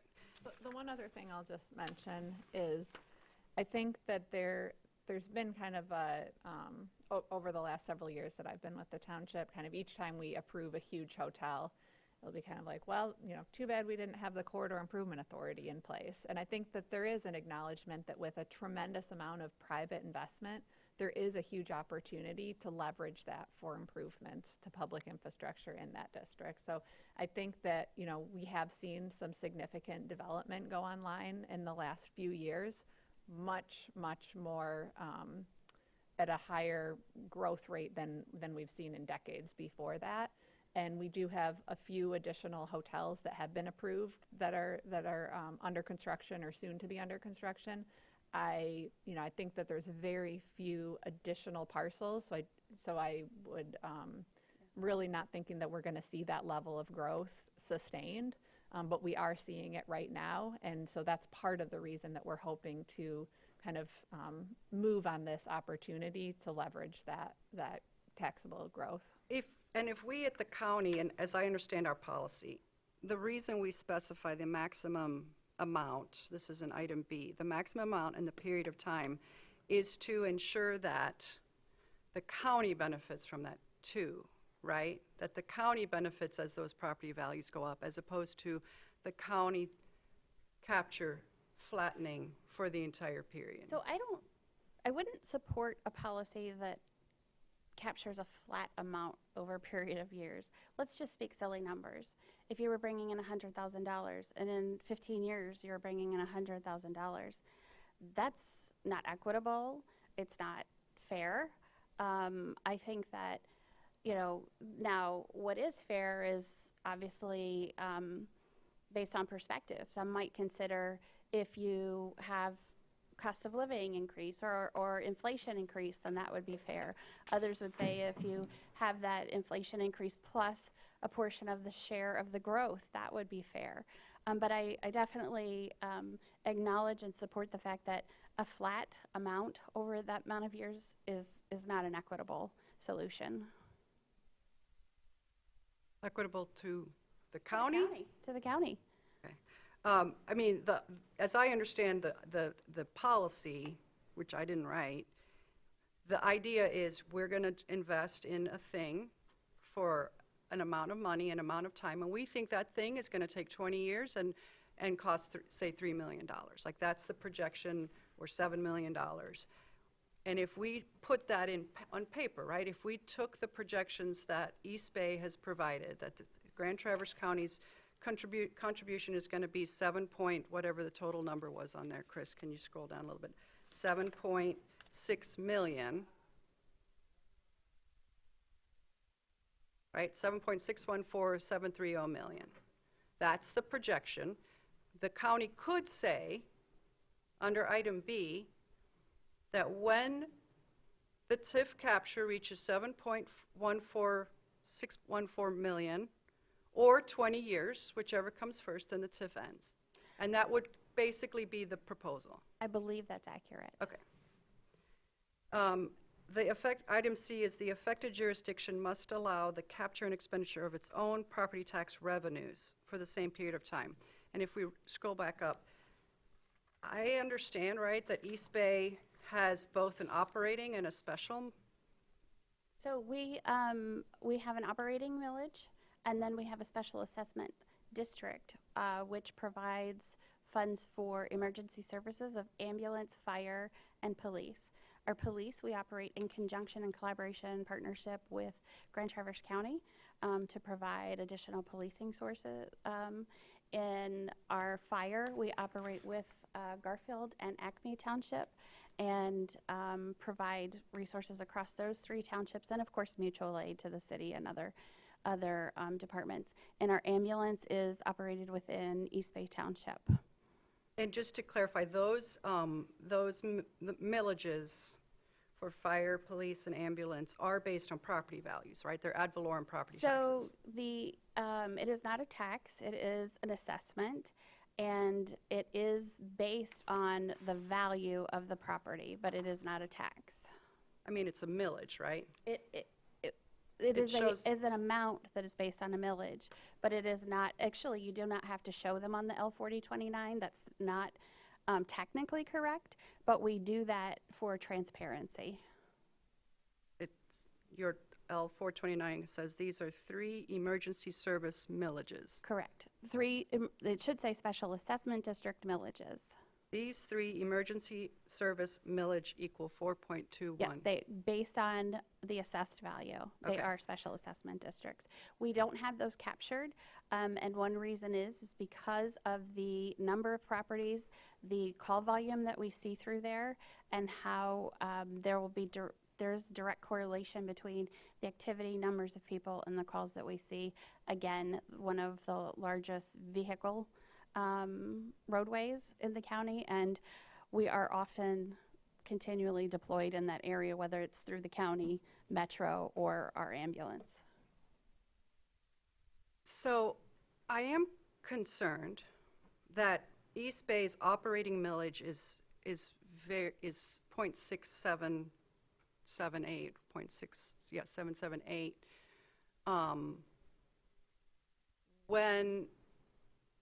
Where your authorized levy is 4.1475. So by keeping the operating number low, when we get to that equal contribution, and by excluding the special millages, East Bay's number is really, really small, right? If we scroll back up, it's East Bay's contribution to this district is 8%. But we also do provide support for that the county would traditionally provide when you look at other counties. So for example, we provide funding for the policing through the sheriff's department.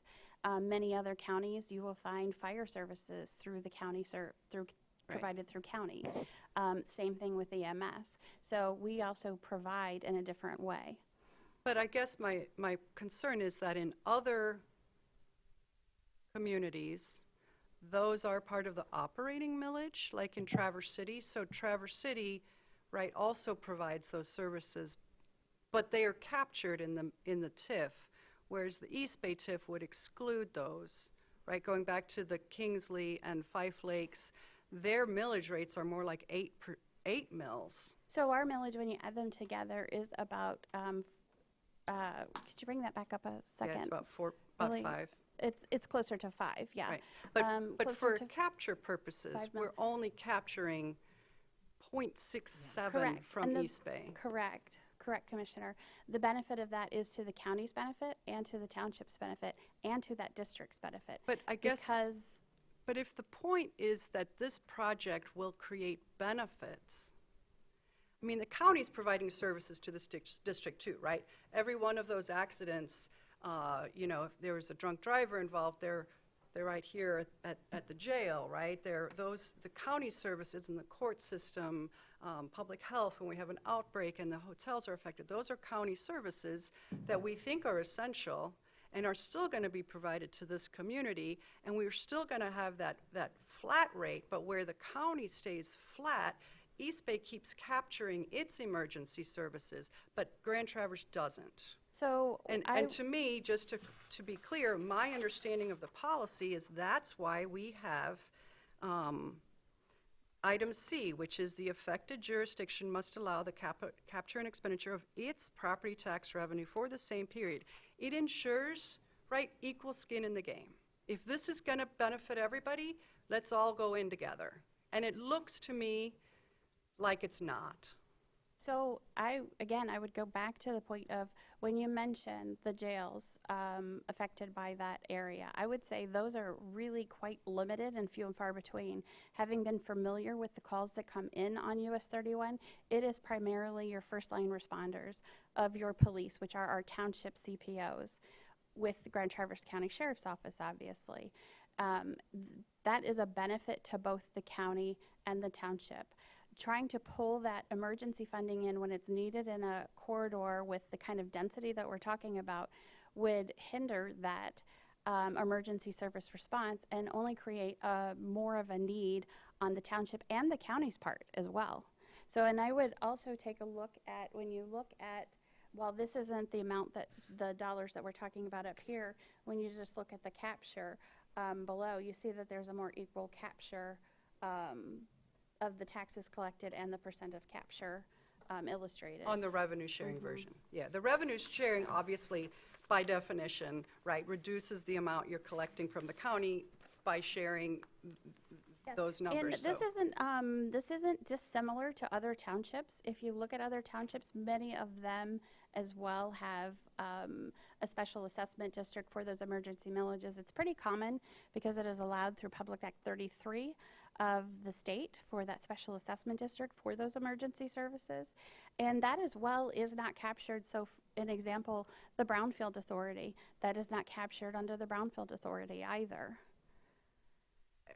I don't disagree. I'm also going to note, though, that the urban townships around, like in Traverse City and Garfield, that are providing, for example, more community services have a higher operating rate millage, it appears to me, than East Bay. You're correct. Garfield Township has 2 mills, if I am correct, and then they have a special assessment district for the other. Okay, so they're at 1.75 for the general operating millage. That is correct. They also have a larger fund balance than we do. Right. And so they're contributing, they're collecting almost double from more than double from, almost triple from their residents than East Bay is. They are, but they also have a tremendous fund balance to pull from as well, which they clearly acknowledge if you talk with them. And they are utilizing that for the benefit of their residents. And I don't think that East Bay Township is dissimilar to the other communities that are not quite as urbanized. East Bay Township is really kind of a mix of that rural and urbanized area. And especially as you look at other townships across northern Michigan. Those millages are very similar. It sounds like there's opportunity to figure out ways to fairly balance out those competing interests through an agreement, right?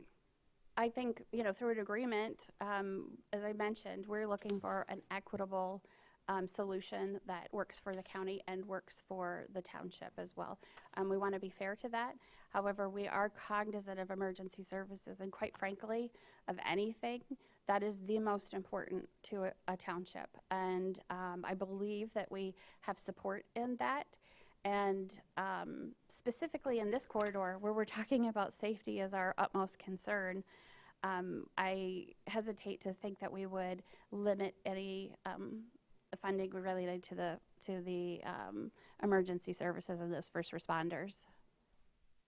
And then by revenue sharing, the county could continue to contribute to its courts and the corrections and those.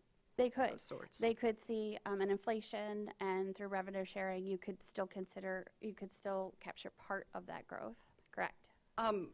Curious, have NMC and Beta weighed in?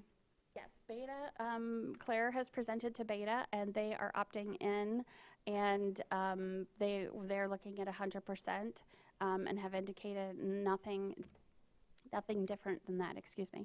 NMC we have presented to. They have not opined on that. However, of course, I know that they're probably likely, if I were in their shoes, watching this process as well. And so that's why when you see some of the projections when we've calculated based on the commissioner's response, we included that for NMC as well. That's the revenue sharing. You anticipate Correct. that they would do a 50-50 if that's what the county did. Correct. correct. And when was beta? Beta was maybe about 2 months ago-ish. In January, at our January meeting, third Thursday of the month. That sounds about right. So, but that wasn't within the 60-day period. Are they going to take this up within the 60-day period? We have not heard that they are. Have you been in any further communication? I'll Do you make a know? note of that. I don't know right now. You don't know? Yeah, so if I don't Beta know takes her. no action, then they would be participating at 100%. And they are aware of the 60-day window that ends on May 9th. Absolutely. Every taxing jurisdiction is aware. We're required legally to let them know that. We've also been in constant communication with I think we've got a lot of material. Does anyone else have any questions? Yeah, I know this has been a long discussion, and while we had that little moment, I threw in a couple of my comments. I really support the safety component of this TIF, and I think that if you look at the big picture, it's a really important endeavor that you're looking to create better, safer infrastructure and placemaking. I think it needs to be cleaned up and revised and presented to us with a couple of things that we've definitely talked about. The one thing that is on your East Bay Beach District, page 45 of 218, is how tax increment financing works. And it says, only new growth is captured. TIF applies solely to the increases in taxable value from new development. And we talked about that. That's not accurate because we're uncapping property transfers when they're sold. You're going to capture that in your plan, and you're also going to capture inflation. So that needs to be cleaned up as well. And the statute, I believe, I'll have to square this with, I need to double check this, but I believe the statute allows us not to capture that inflation rate, that's specifically outlined in the statute, that can not be captured, so as it doesn't hinder with the time value of money a taxing jurisdiction. And I had one more thing. Yeah, I mean, if we did opt out and then drafted a plan to set the TIF policy, it seems like that would be fair based on what we've discussed today. I think we can all agree on that. I think this has been a great discussion. I truly appreciate all of the questions. Had terrific discussions with your deputy administrator and also your economic development coordinator, and we appreciate that personnel resources available for that collaboration. And then one more thing, exemptions from the capture. Would emergency services include animal control? So that is an extra voted millage. Yeah. So the extra voted millages, to my memory, are animal control, veterans, Commission on Aging, the senior center, and the road millage, Okay, and the conservation district. yes, okay, thank you. That's all I have. Thanks so much, I really appreciate. So just Thank you. clear point, right? Like you were here, I think, when we had a study session in March where we looked at the draft policy. I think there's some, do we stick with the policy we have? Do we move to a different policy? I think those are all good things that we need to have a discussion about. So I just don't want to commit one way or another whether we're, the next step is try to squeeze this in under the existing policy with an agreement or a revenue sharing, which would require a new policy, which would then have more flexibility. So I just don't think we can sit here today and, one is in front of us, but it's more restrictive. One is ahead of us, but it's still in red line. We do have completed a draft update that we're ready to present to the Board of Commissioners next week. However, would like some feedback today on what is the next step. I agree that by law, and no matter if it's the old policy or new policy, the county should give its notice to opt out, which then would not only protect our interests, but would allow us to do negotiation. Again, really want to know, we're ready to go with the updated policy. I But don't really, think we really are. want to know what the next step is. I haven't seen Yeah. it, so No, I can't say. I think we're close based on our past discussion. Yeah, it would be on next week's agenda. Yeah. So when we saw it last time, there were several policy discussions that I think are probably not going to get resolved next week. I guess my view is that we should segregate the opt-out. I don't know that May 9th is a reasonable deadline that we're going to have a new agreement in place. That gives us basically next week and one more meeting, and that Yeah, unless we have a Yeah, special meeting. but- So really, I'm just looking for direction of what the next step is from an administrative standpoint. Is it hold off on the policy update and focus on Okay, I see what you a mean. resolution I think opting out? I think we should do a resolution opting out, and I think we can get an update on the new policy if the agenda is not heavy, and if the agenda is heavy, then we might not want to have that just yet. I don't think we're under a shock clock. Once we do the opt-out, we can be more deliberate about how we do this. Yeah, that is correct. If there is, pick the two, the opt-out, you are under a shot clock, you're going to have to opt out before May 9th. I just see either way, we opt out, and then we take up the policy diligently, but not emergency. How's that for a Yeah, I mean, we're policy close, perspective? yeah, we're close enough. I don't think there were any major change, I mean, there were changes, but it seemed like there was some consensus Yeah. around it. So Yeah, I don't see a lot of forthcoming changes from the last. Yeah, Can I- the- can I- the two Beth, changes. do you have a time frame that, So as You're Claire really looking at- mentioned, we had the public hearing on March 9th. And so that sets the 60 days from which the township can approve the plan at that time. So that would be in May. However, if you opt out, that, and I would say my request on behalf of East Bay Township, if you choose to opt out, and I do understand the strategic reason that you would do that, but I would ask that you have a commitment in your resolution of a good will to negotiate a revenue sharing agreement, because that will be important. And I think from there, we can take subsequent time from May 9th to do that agreement. And I believe we can also, I don't know that agreement is set on the year. So while East Bay Township has set that corridor improvement authority, in that agreement, we could set the base amount as well. So I don't think that would switch years on us. I guess I would say I agree that a resolution that both opts out and indicates an interest in a continuing good faith discussion about an agreement. I would not call it a revenue sharing agreement, because that assumes something we haven't decided yet. I would call it a tax sharing agreement, right?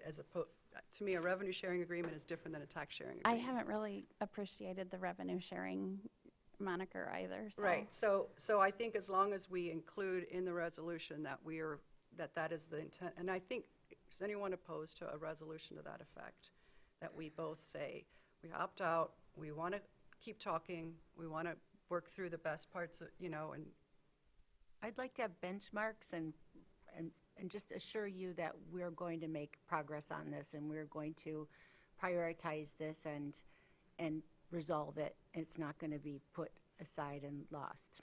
well, is there a time frame on the resolution that works for both? I mean, we could take forever, but do you have a, we have a draft resolution that I We do? believe our council has already okay, pulled together. We have a draft resolution that not yet prepared by council, but we're working, my goal was end of today to get that resolution done, get it loaded into the agenda packet, give you the updated policy for further comment review. It would definitely, if I might, Commissioner, it would definitely be helpful to us to have that resolution in place by the May 9th date, because that will provide some context and assurance for our township board, as well as other taxing jurisdictions as well. As you look towards the new policy, as I pointed out, there's a couple sticking points there as you're going through that. When it narrowly defines, and I did talk to Maxwell about this, like how can a little bit of flexibility be built into there, and without totally changing the wording, the commission could insert some clauses strategically unless otherwise agreed upon, that would allow you to have that flexibility with your subsequent agreements that you negotiate. That's for the future policy. I just wanted to mention that. I think the future policy is a little murky at this point. I'll be curious, we haven't seen the revised draft, so we're just not sure, how close we are. Oh, we're there. And I guess, well, let's rephrase that, right? Like, having a new draft policy, we could have it, we might even have it next week, but that's the beginning of an agreement with East Bay, right? Us having a policy is then a starting point for staff to be in negotiations with East Bay, as I understand it. So Well, it sounds like next Tuesday, we could have both of those pieces for discussion, which would be nice. I don't think we're going to have an agreement with East Bay by next week. No, we'll have a resolution. Yeah, you'll have to a review. resolution, and then you'll have an updated policy that you can weigh in and provide further feedback. I just want to point out that I think it's obvious, but it needs to be stated. If we don't have a resolution opting out, we don't get that adopted before the 60-day window, then by law, automatically, East Bay Township captures 100% of all our taxes. True, that is true, but we would just encourage you to take your time. Well, yeah, I think that was understood, and that's why we wanted to see it on Tuesday. I just want to say it for the record. Yeah, okay. Thank you. Okay, got it. I appreciate everybody's thoughtfulness, the input, the perspective. I think we've got our next steps, and I think it's time for a break. Thank you, commissioners, very much. We appreciate it. Let's take 10, let's What's that? go till 10 after. 11:05? 11:05? Yeah, keep it. 9 minutes. 9 minutes, that's fine. This is good.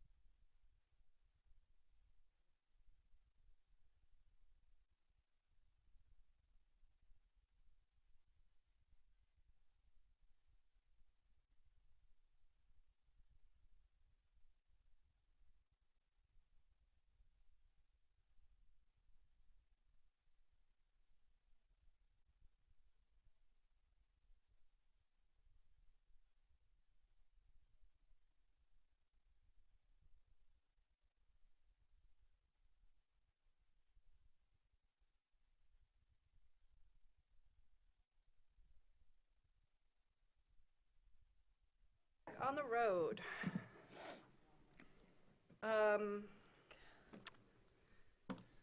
All right, back to the agenda. Item 5B is a treasurer verbal update. I saw Mr. Callahan in the corner, and the podium is all yours. Wonderful, thank you. Good morning, commissioners. Let me get my glasses on. Oh yeah, just wanted to come back, follow up a little bit on give you some updates on how things have been going here in the treasurer's office. The main things that we've really been focusing on have been the reconciliations and getting all set with them, as well as our settlement with the townships and the property taxes. The reconciling and of our ledgers and the end of the year wrap-up has been, getting ready for the audit has been the priority for us, so that we're ready to go on that. We've been partnering with the finance department on a number of functions, in particular having to do with our reconciliations, our sheetments, some payroll ledger transactions, pavilions, accounting payable, and some payroll transactions, as well as reporting and auditing, or preparation for the audit. We've been working really well together with the finance department, to get that done. The great thing is, from our reconciliations perspective, which is the most important part coming out of our shop on that, is that we are complete. We do reconcile our ledger and our cash match. We don't have any outstanding reconciliations right now for 2025. That's been the real big thing for us in getting that done. So we're pretty happy about that. Been working with the finance department on some final journal entries as well on that part, to get things completely wrapped up. Next is the settlement that's been going on with the townships on the property taxes, and that's the next big thing that we're working on getting done. It's ongoing. I did some outreach and chatting with a municipal finance consulting company called Woodhill down out of Saline, and we've worked with them to connect in actually with Gratiot County, and they are partnering and working with us to give us a extra helping hand to get our settlements done, and getting that part all wrapped up, and getting all primarily the supporting documentation, and getting that all together is one of the big things that Gratiot County is doing with us. Our conversations with the Woodhill group fell into two parts. The settlement is identified as one of the most important things, and then possibly some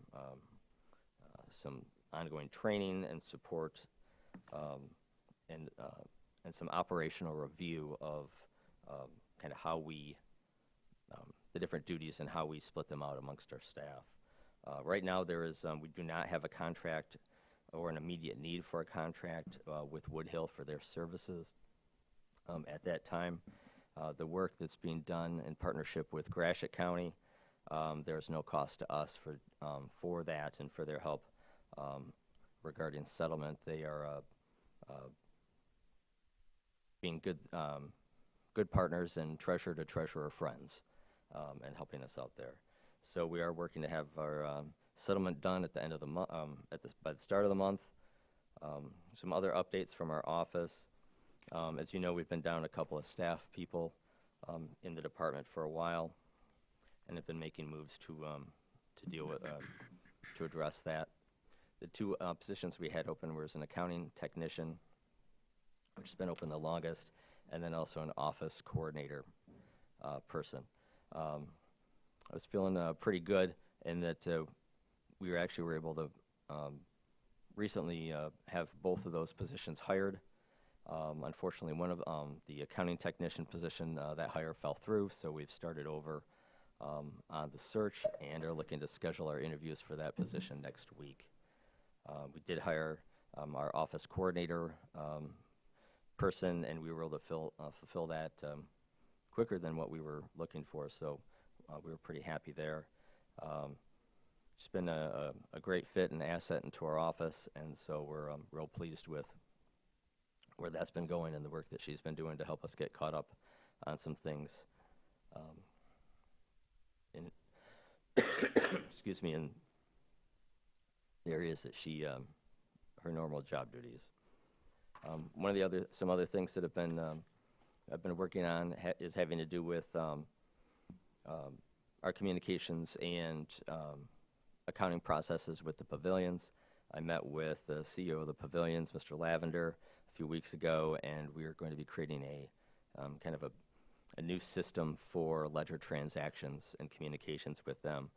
Right now, our system is pretty much an email-dependent system, which isn't overly efficient and can lend itself to missing an email and then having to get caught up. So we're going to put together a new system that's going to be a little bit more comprehensive and, like I said, not email-dependent. Some of the other things is that we're continuing to assemble our standard operating procedures in the office. We have a number of them. It's a lot. They are spread around throughout our computer system, and we're working to create a one centralized hub of all of our standard operating procedures. And then after that, we'll start to do some more on some cross-training on that between staff. We've also been working on looking at being able to find create an internship program in our office, and I've done some outreach to a few different universities, Wayne State, Ferris, and Davenport. Wayne State, we've got a good partnership with them in our community planning division, and was talking with them, and that one was a little bit harder, and it's probably not going to pan out, only in that we don't have a lot of people taking coursework remotely with Wayne State that could fit into what we normally, the things that we do.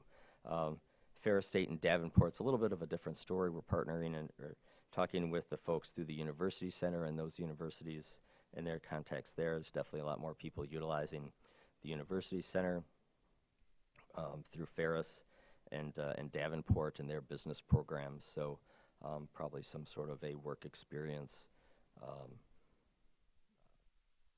project of some sort there. So a little bit still early, but it is moving forward on being able to put something together for them to either be able to get credit or however that would work, whatever's best for the student, as well as be able to fulfill what we're looking for. We continue to review the duties within the office and who's doing what duty and what jobs specifically, and possibly some restructuring there to be a little bit more efficient, and so it lines up all right. I will say that as part of that, it may end up being that there may be identified a need for in the future possibly additional staff, but that's down the road, and I'll definitely keep the board appraised of that, as that approval needs, I think, to come through you folks.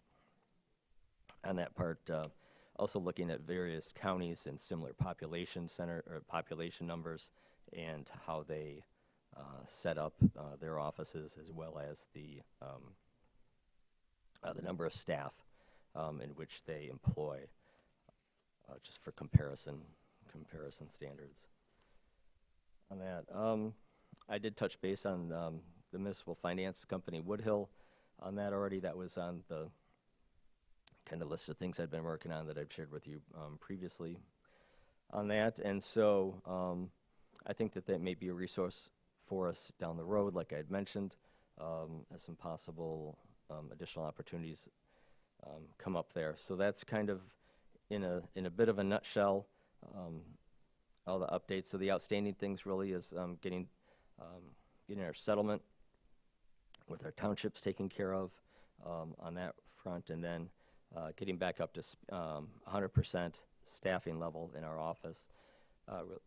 Really hoping to have that taken care of here in the next few weeks through interviews, and then obviously if we find somebody, they've got to give notice, and if they have an employer right now, and that process. So I mean, it could take 3-4 weeks at a minimum to get somebody in and then trained and things like that Our staff's been doing a little bit of overtime. They've been doing yeoman's work, and been very grateful for their dedication to the department and to the county. That's my updates at this point.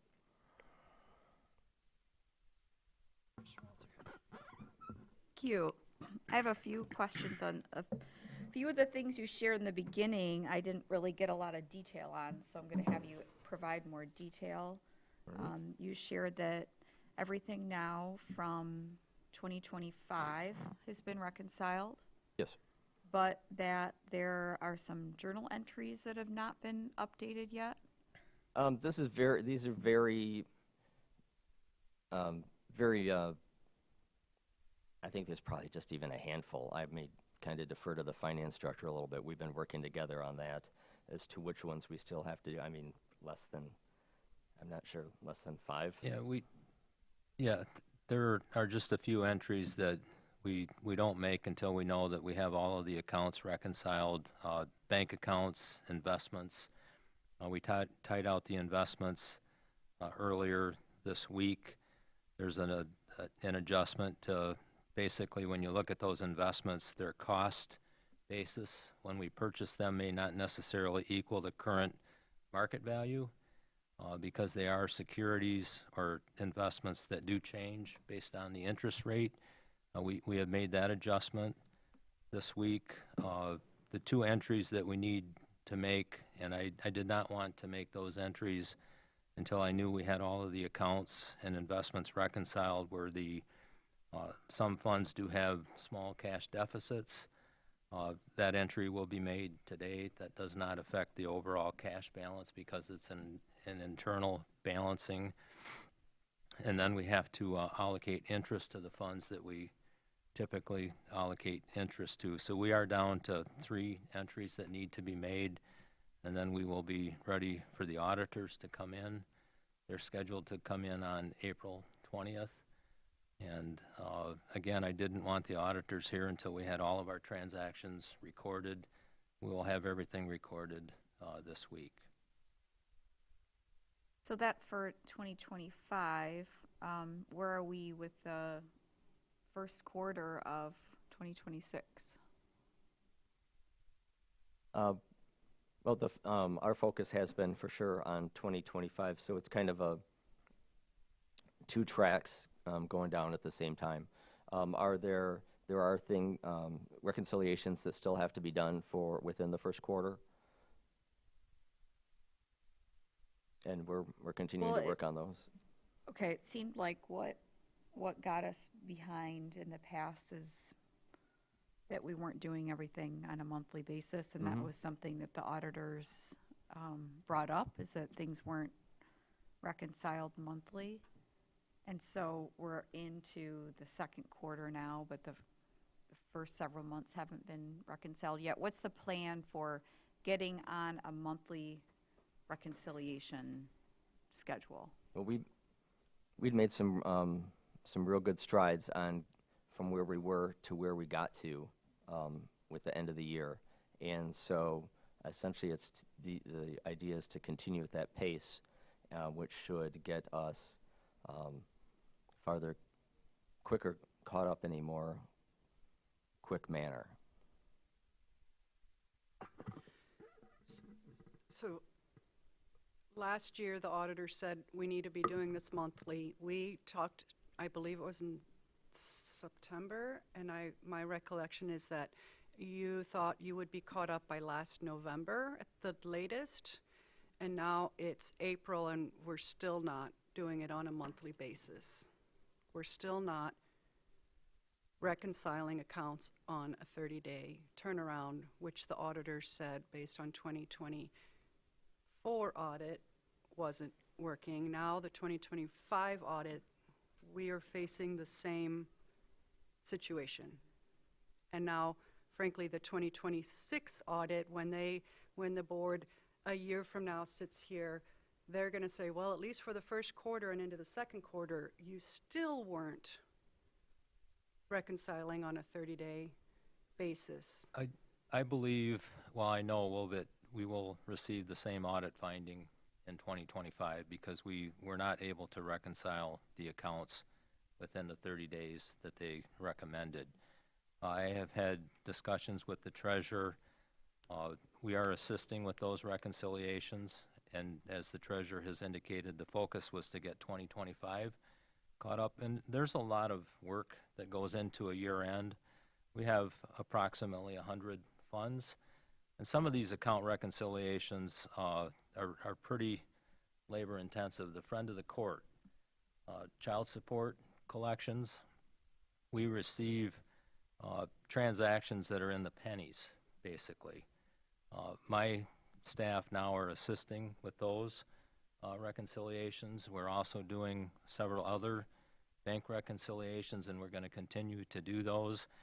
The discussion and the understanding that I have with the treasurer is that by the time the auditors leave or do the bulk of their field work, which will be probably the middle of May, we will have all of our accounts reconciled, current, within 30 days. So we will have the same finding for the 2025 audit, but we absolutely do not want to see that finding repeated 3 years running. So that would not be good. I think you told us that we don't want to see it 2 years running. Well, I didn't want to see it 2 years running, but there's no way that they're going to do their testing. And when they look at the cash reconciliations, they'll see the timing of some of the reconciliation work, and they will have, they will be required to repeat that finding. And we were, I'm a little Groundhog's Day here. We had this precise conversation. We were, and I can't reveal things that were in closed session, but this isn't the first conversation we're having about getting on track. And I feel like this board has been told repeatedly, we're imminently getting on track. We're just next week, we're almost there. We'll be there and we are now in April, and we're still not on track. And it becomes an oversight challenge on our part, right? Like, what can we do?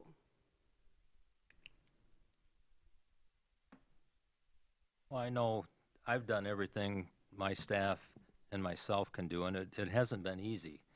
They're not having a full staff. I mean, he's been down the treasurer, 2 staff people. The first person left the 1st of December. I can't speak to why it has taken so long to hire these positions. I don't get involved in that process, but I think right now we're set up primarily, if he's willing to let us continue to assist, to be on track and to stay on track. The past is in the past. I've done everything I can to get caught up and to have as few of issues as possible with the audit, but that's yet to be seen. So as far as whether or not that's a board responsibility, that's not. I mean, it's up to the people that are doing the accounting, the financial work, and the person, the staff in the treasurer's office. I'm not so sure that the treasurer had the full support and commitment from the staff that were there that have left. Not mentioning any names, but I think there are people in that office that could have done more when they were working. So if you want to, I'm going to defend my actions. I've done everything I can to make sure that we have our accounting records in order. That's my responsibility ultimately. And as far as I'm concerned, I've had to schedule the audit a little bit later than normal. We're going to be very open, upfront, and honest with the auditors. We'll probably tell them that we didn't have our bank accounts reconciled in a timely basis, but we do want to show them currently that we're back on track and we're going to stay on track. We have a lot of work yet to do before the auditors show up, and while they're here working for 2 months, we've got to get all of the bank accounts reconciled current. Thanks for your teamwork. Is this outside of your normal job responsibilities, Dean? I would say no.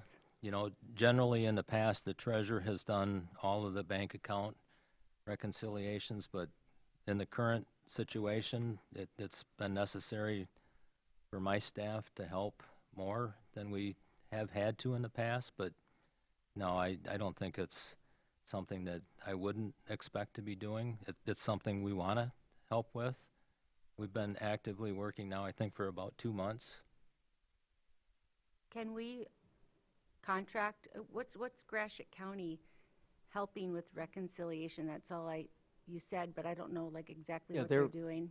They're helping more with the settlement, which is the property tax, I guess in that regard, reconciliation between their data and what they've collected, and then and when we take our data and compare it to make sure that it all lines up, and then if there's any outstanding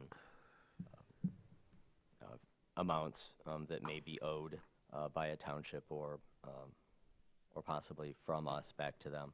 So they are doing work on the support documentation to create these township packets. Oh, I see. And a lot of report gathering and getting those all together. So then I take that information, compare it to our stuff, and make sure that it all lines up. So they're doing all the support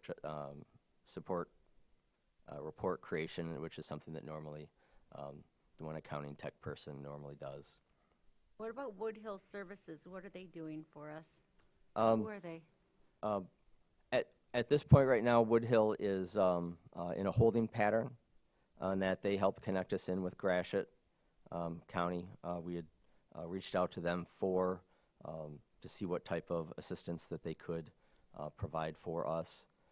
And in discussions with them, just based on where we were at the time, especially on reconciliations from last year and how well that was going, that the thought was that the focus through them would be related to either the settlement process, and then after that, looking at what may be next with them and where they may be able to provide assistance.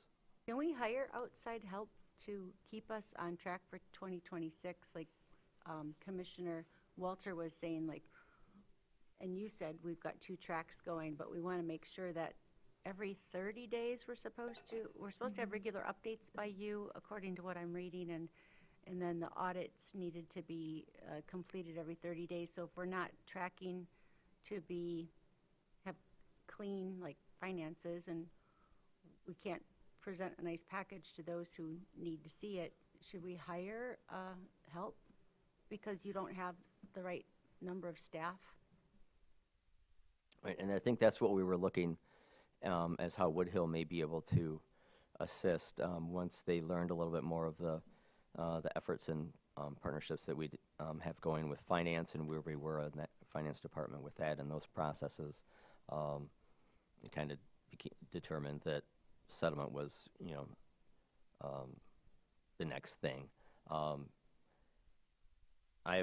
will probably look to follow back with them to see if they're from a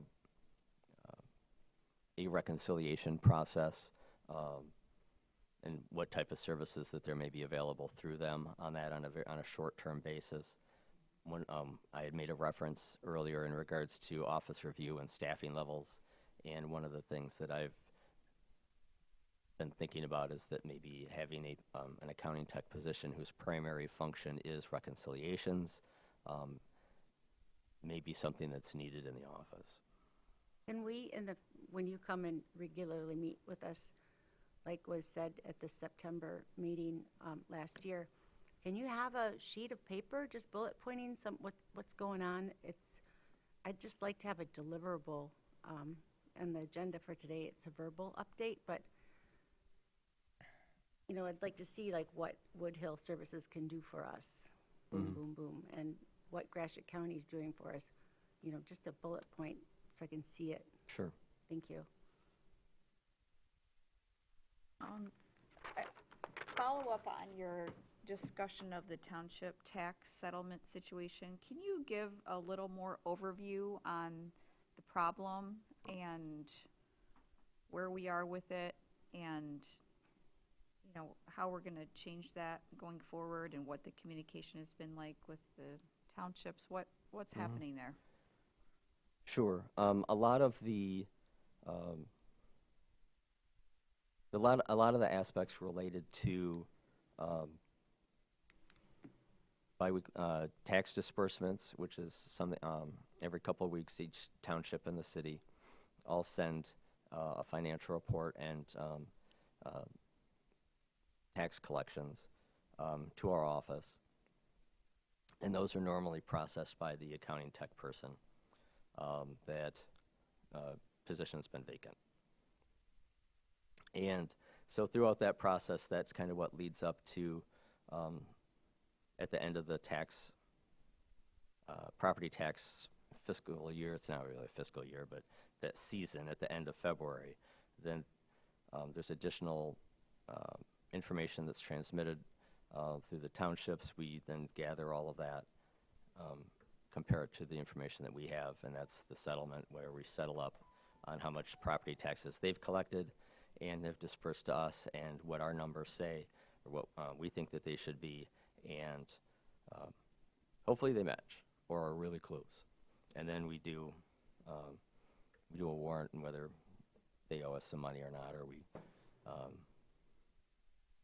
provide a check back or something. But usually it's rather small numbers because we have a process going where where we work with the townships, and they continually share information over the course of the tax season. All of that,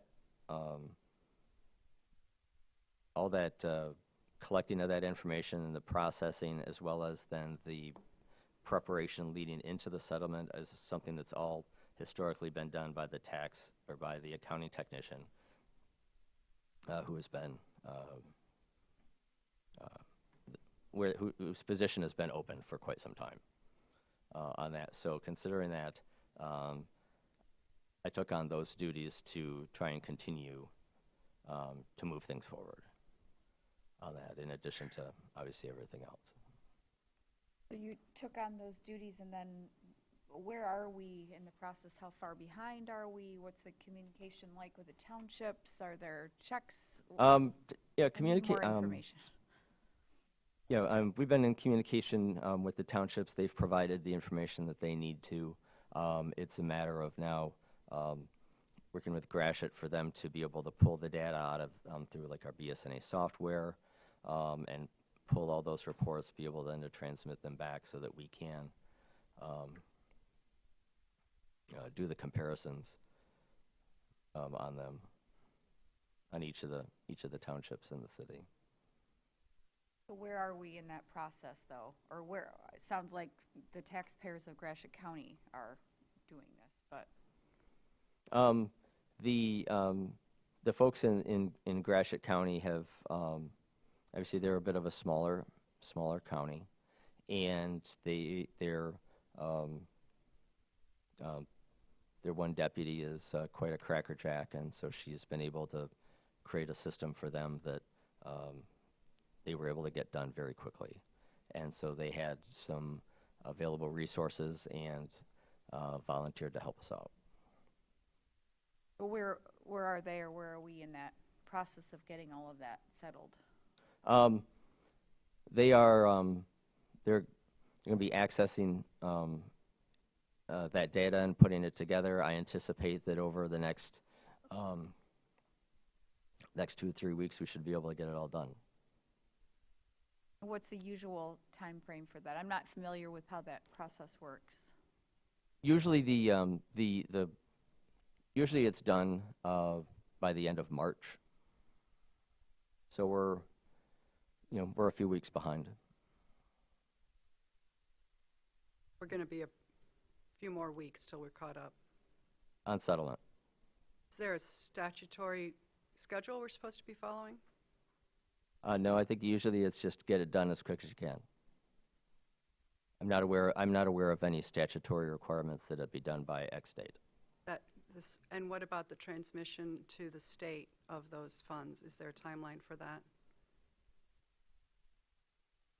I'm not aware of any statutory regulation on that. Most of this is all county-based taxes. And then on the delinquencies for homeowners, Where are we on that process? The foreclosure process is on track, and we're following statute. Foreclosure happened at the end of March, and so as of April 1st, that was done. We foreclosed on 11 parcels. And we have 17 hardship agreements with individuals so that they are able to keep their property.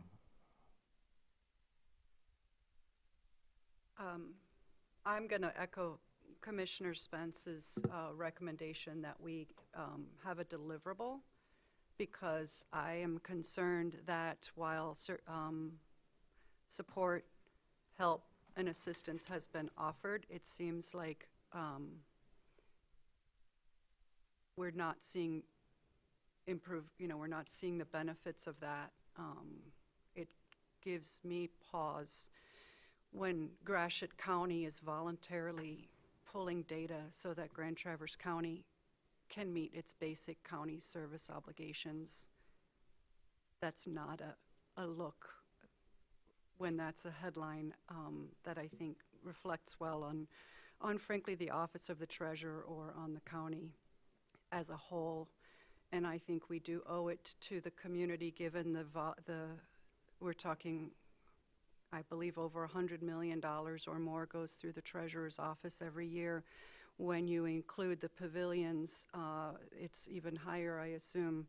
And that's a huge amount of money that we have a fiduciary obligation to ensure is being timely and properly accounted for. So I do think we're going to see a deliverable, a request for the board to take action as soon as hopefully the next meeting, where we have at least a regular report on a status update on reconciliations, on settlement, and on anything else the board wants to see regular reports on. Well, in the past, I'm looking forward to that. In the past, too, we received an annual report from the treasurer's office, Yes. but we haven't seen that for a couple years. When can we expect to see an annual report, look back at 2025? I would, the annual report was submitted to the board last, I think it was in June or July. It's usually, I think, transmitted in June. So that did happen last year, and so we fully anticipate being able to do that again this year. I believe that was the investment report. I believe it was the annual report, and within the annual report, there was a section of it that was investment-based. Okay, well, maybe our administration can make sure that we get a refresher on that, because I don't believe I recall seeing it, and it's certainly not on the website. With the TIF captures and all of the dog licenses that were issued and all of that data, I don't recall seeing that. It is supposed to be on the website and posted? It is supposed to be on the website okay. and Yeah. posted. Oh, I haven't seen that for a couple years. Right. We might be miscommunicating about what an annual report means or what we expect from an annual report. The last one I remember receiving was by Ms. Gum in 24. I was going to say 24 at this point.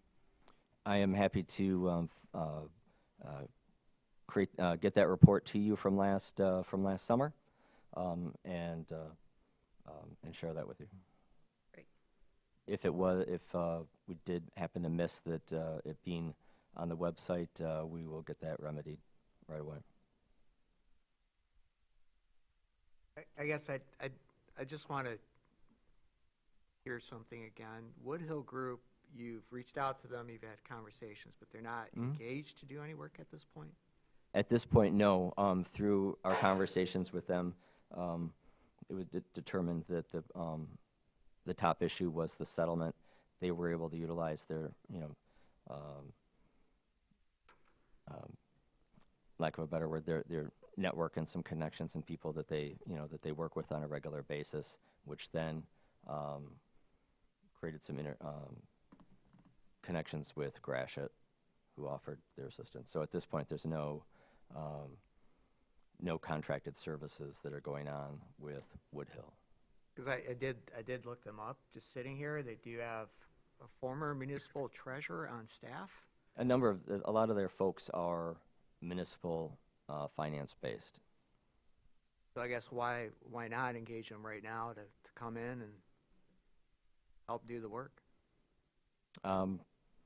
Yeah, we can, for sure. I think that our initial conversations were on where we were on finishing up in the year, and then also on settlement, and that's kind of where we left it most recently, with the idea that we'd be coming back to talk with them further.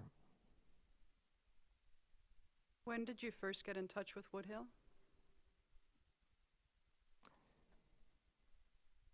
I can't give you a date just because I don't remember off of the top of my head. I can find out specifically. It was probably,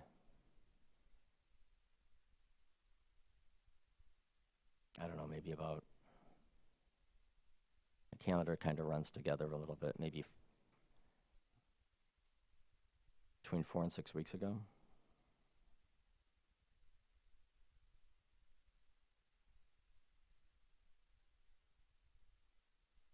I think it's fair to say that this board is not unwilling to support whatever it takes. I think we've made that very clear all along, that this board is willing to do whatever it takes to ensure we have integrity in our financial systems.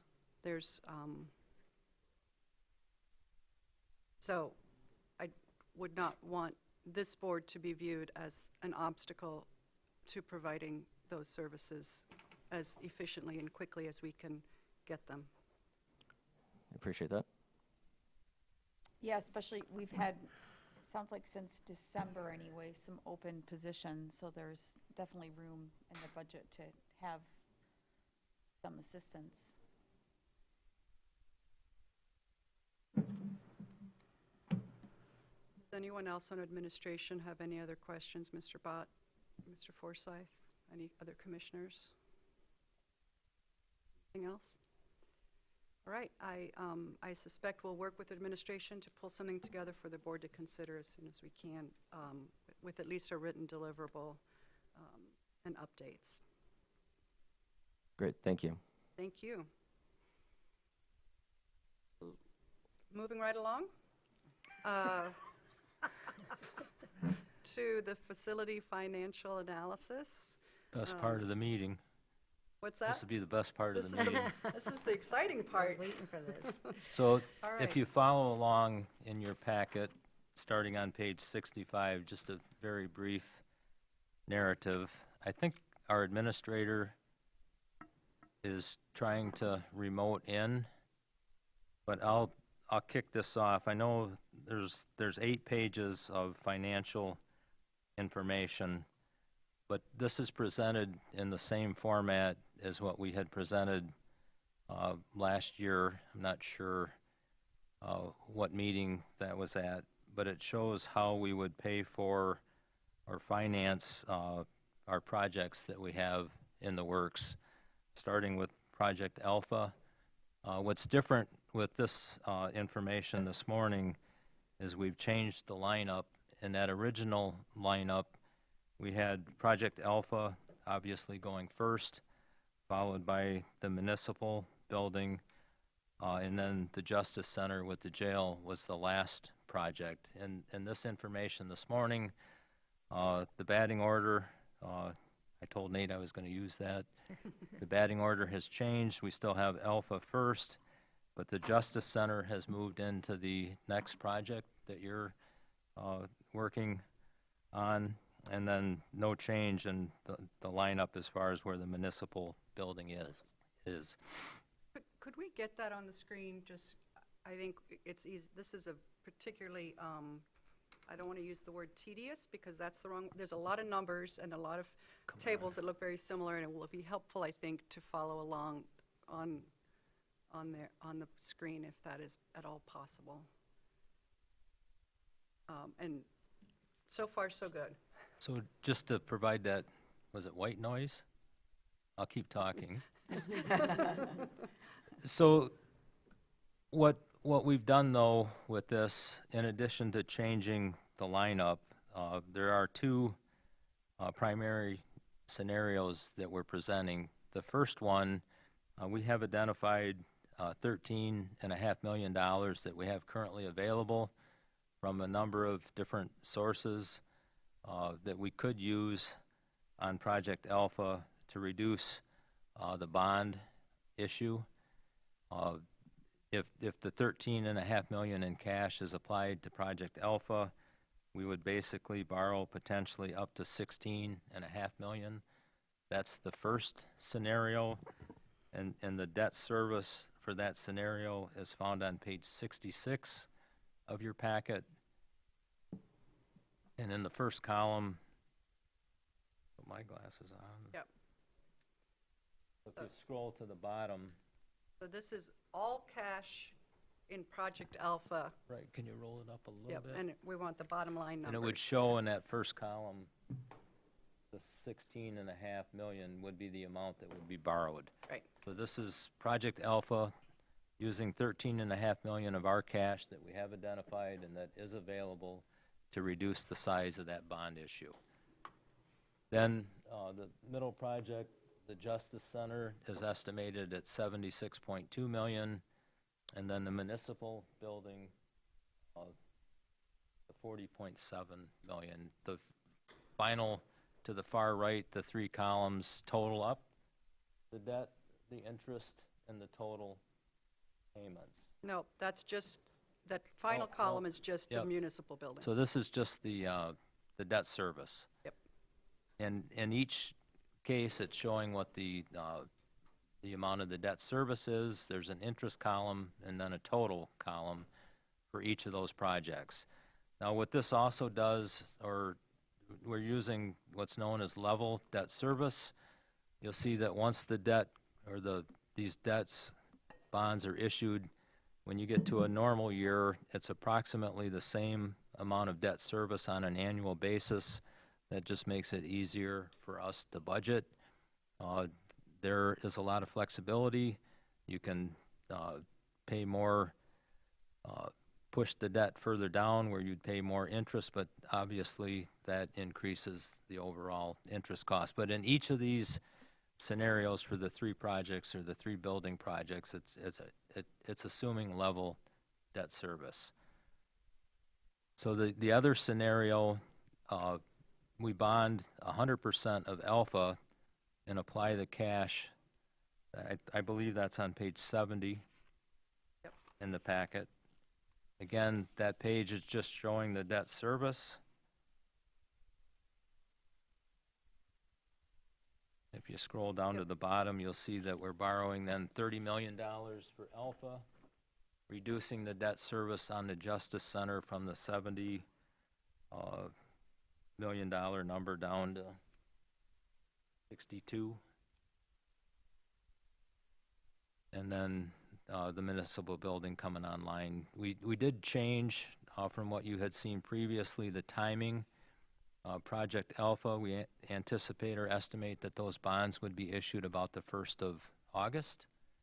We have published the notice in the paper, so we're in that 45-day period right now.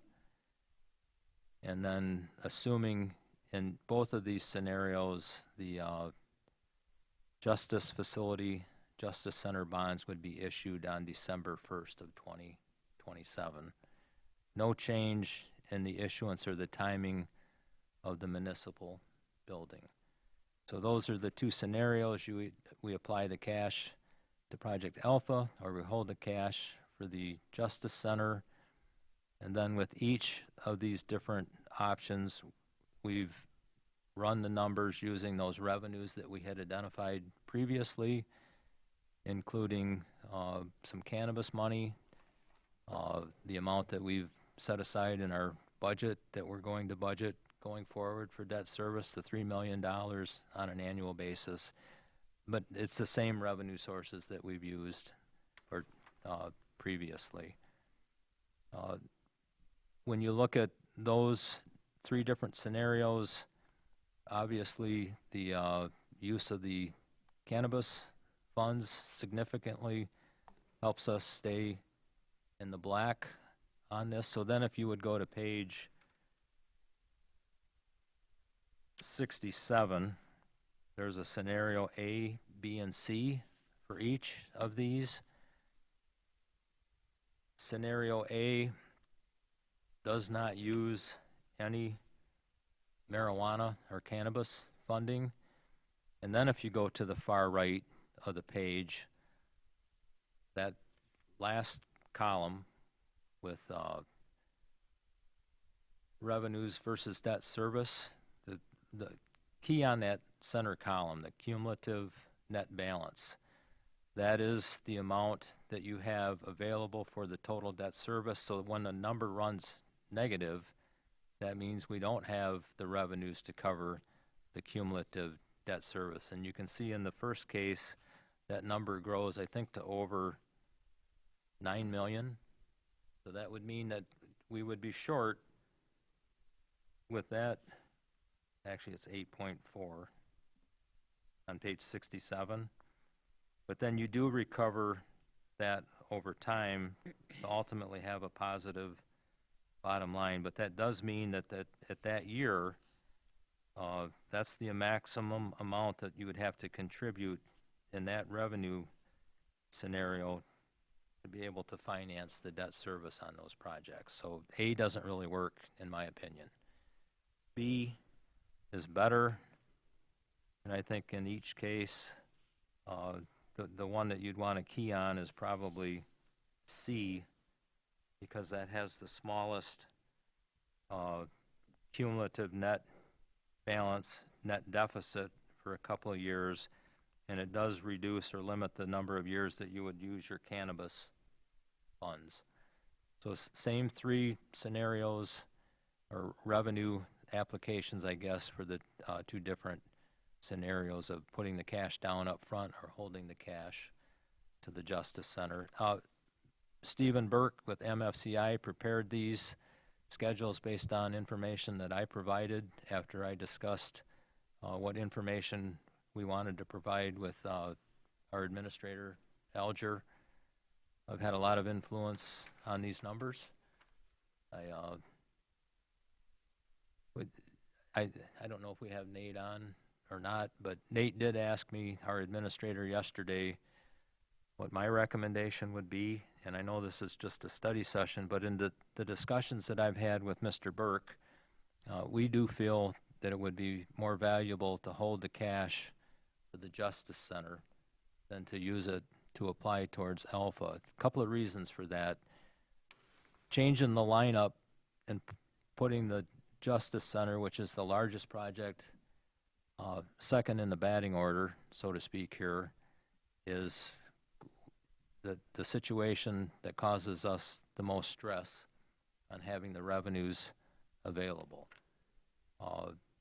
And rather than having to change the debt to be anything other than level debt service, just having that cash to apply on the larger project, we just feel, and again, that's Mr. Burke, but he convinced me that would be the best option. I was leaning towards using the cash on Alpha, but I've changed my opinion, and I'm only speaking for myself as your finance director. Obviously, that's your decision to make, but our financial advisor is also thinking that it would be more valuable to keep the cash for the Justice Center.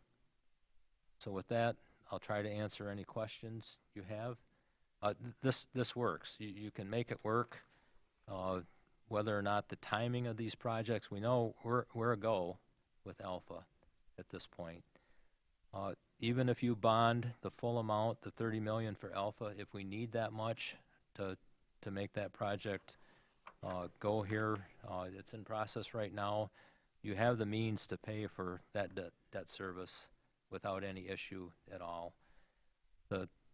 It's a little bit of a challenge when we put the Justice Center debt service online, but we have shown here that it's manageable.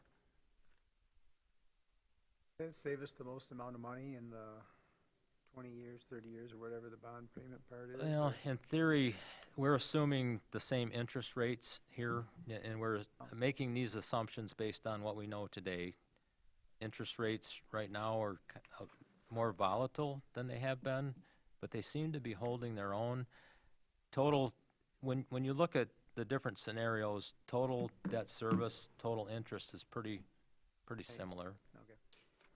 Yeah, it looked to me like the numbers at the end of the day were almost identical. Yeah, Probably they're just very close, not quite because- the same, but very close. Because they're only a year apart, basically, so you're not, Yeah, but we Much just put it difference. off if we save our cash for a couple of years or however long it takes it Yep. when the project. Well, and I think too, you know, we are very conservative in how we budget, and you have a general fund balance policy.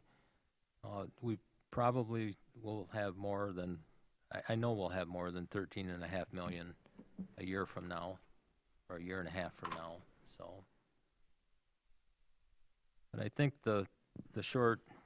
my short take on this is that you have the financial means to cover Alpha right now if you bond for the maximum amount.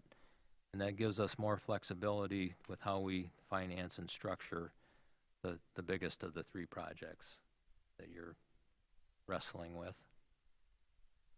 yeah, it seems like that recommendation makes sense for the reasons you've said. I think these first two projects are far more known. They're both, one's literally about to shovel. I think the other one is relatively far along. I think we've got multiple pieces moving on it, and I think it makes sense to do what you're talking about. I do have concern that when the municipal building comes online, the revenues to debt service under all scenarios becomes very, very negative for a little while. Even with the cannabis dollars, but also that is reflect, we are also the farthest away in time from doing that project. And we may, knowing this, maybe there's a scenario where we can plan better for it. But it seems to me from the question of the day, which is how much do we bond on Project Alpha, which is hopefully a decision we can make even next week, it looks like bond the full amount, save our cash for justice, everything else TBD. Yep. Any difference of opinion that we should do it so we could hopefully move that towards a resolution, maybe even for the next meeting? I know that our finance people want to keep this moving. Yeah, I just think because we're just a majority today. Yeah, a bare And majority. we're barely a majority, although it's not a skeleton crew, but I feel we're well represented. But I want to have more discussion with the full board and with the administrator and kind of sit with this a little bit. One other concern I have is the reliance on these cannabis funds, and it feels like they're going to be here forever, but who They're not. knows? The industry could do something totally different the next couple of years. So the reliance in the math on that chunk of money every year gives me pause. That's a lot. Yep. Yeah, I think I would agree, and the 2025 payment that we received was only $756,000, so down from the $900,000 you received the year before. So it's clear, though, that we need to identify another more reliable revenue source. Will that be TIF 97? If TIF 97 comes off the books, that could fill that hole completely. Yep. And we'll know that here before, probably about the same time you're really getting going on the your next project. Yeah, I think that's absolutely what I see in the math is the cannabis makes a huge difference. There's a shortfall It's even not with cannabis reliable. staying the same. TIF is blank for the whole period. Maybe that can be different going forward. And I think, but the only question you need guidance on is, and I think we could say, if you present a resolution with save the cash, bond the full Project Alpha, we present it to the board for discussion next week. If anyone, that's the only question. And if someone has a heartache over it, we can talk about it next week. But I think that's a majority consensus at this point. The only question I have is, so we're going to pursue Inflation Reduction Act direct pay. Under the federal rules, we can't use bond proceeds to correct. get being reimbursed. So we're going to have to set aside some cash if we want to seek the reimbursement from the federal government for things like the solar panels and the geothermal. Well, and if we hold our cash, we'll have the cash to do that. So that's And not- another reason to hold yeah. cash. Now, I do want to say that our IT director, who's not here, he did run this through AI, which I wouldn't know how to do that, but he had those documents. He created a dashboard too. I think what I'll do is make sure that Lisa shares that with you. They're pretty interesting. It's a 1.5-page summary, probably a lot easier to Sure, yeah, sure. get your arms around than all of this. But he created a dashboard too with the different scenarios that pretty interesting stuff. I mean, this is very clear. I appreciate Yeah, this, I think the so way too. you He made it presented more is- clear with a 1.5-page summary, but Okay, well, I'll take that too, but I appreciate how you presented it here. Yep, I think it's comprehensive, it answers the question. I mean, I think the only other scenario that I thought through was, do we split the 13,000 proportionately, like 1/3 to Project Alpha and 2/3 to Justice Facility? But based on what you're saying, there's no good reason to No. do that. It complicates things and it doesn't save us any money, so correct. I'm good with that. All right. Any further discussion on this item? Then let's go to second public comment. Same rules as before. Anyone may come on up.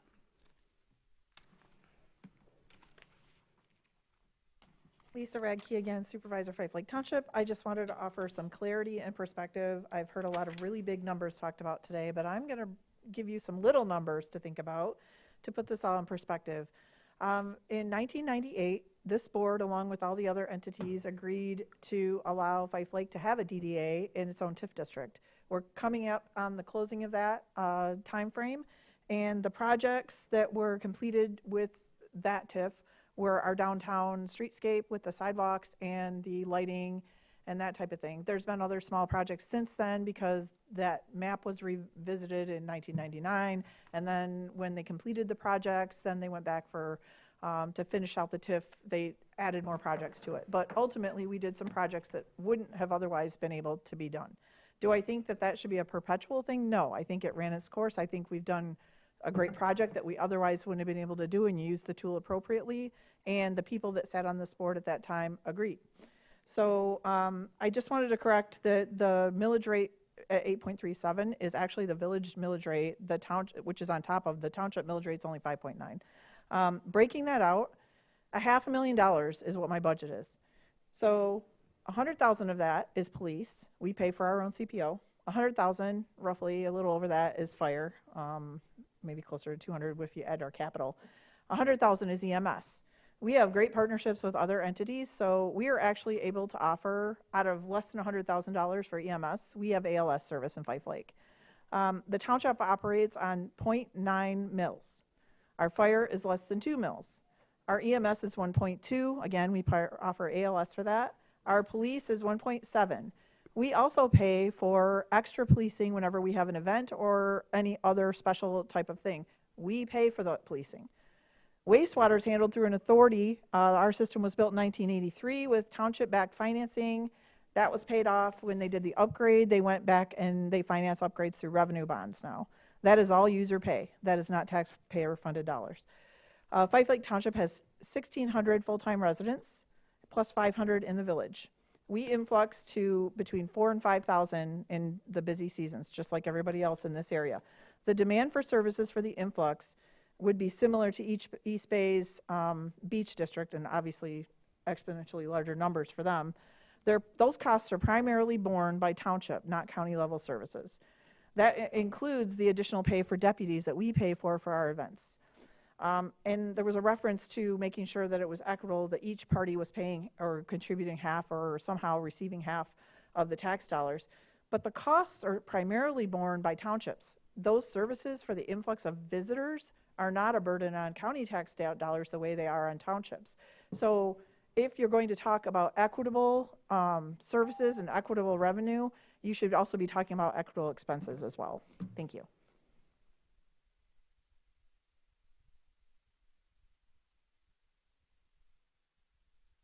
Anyone else? Thank Thank you.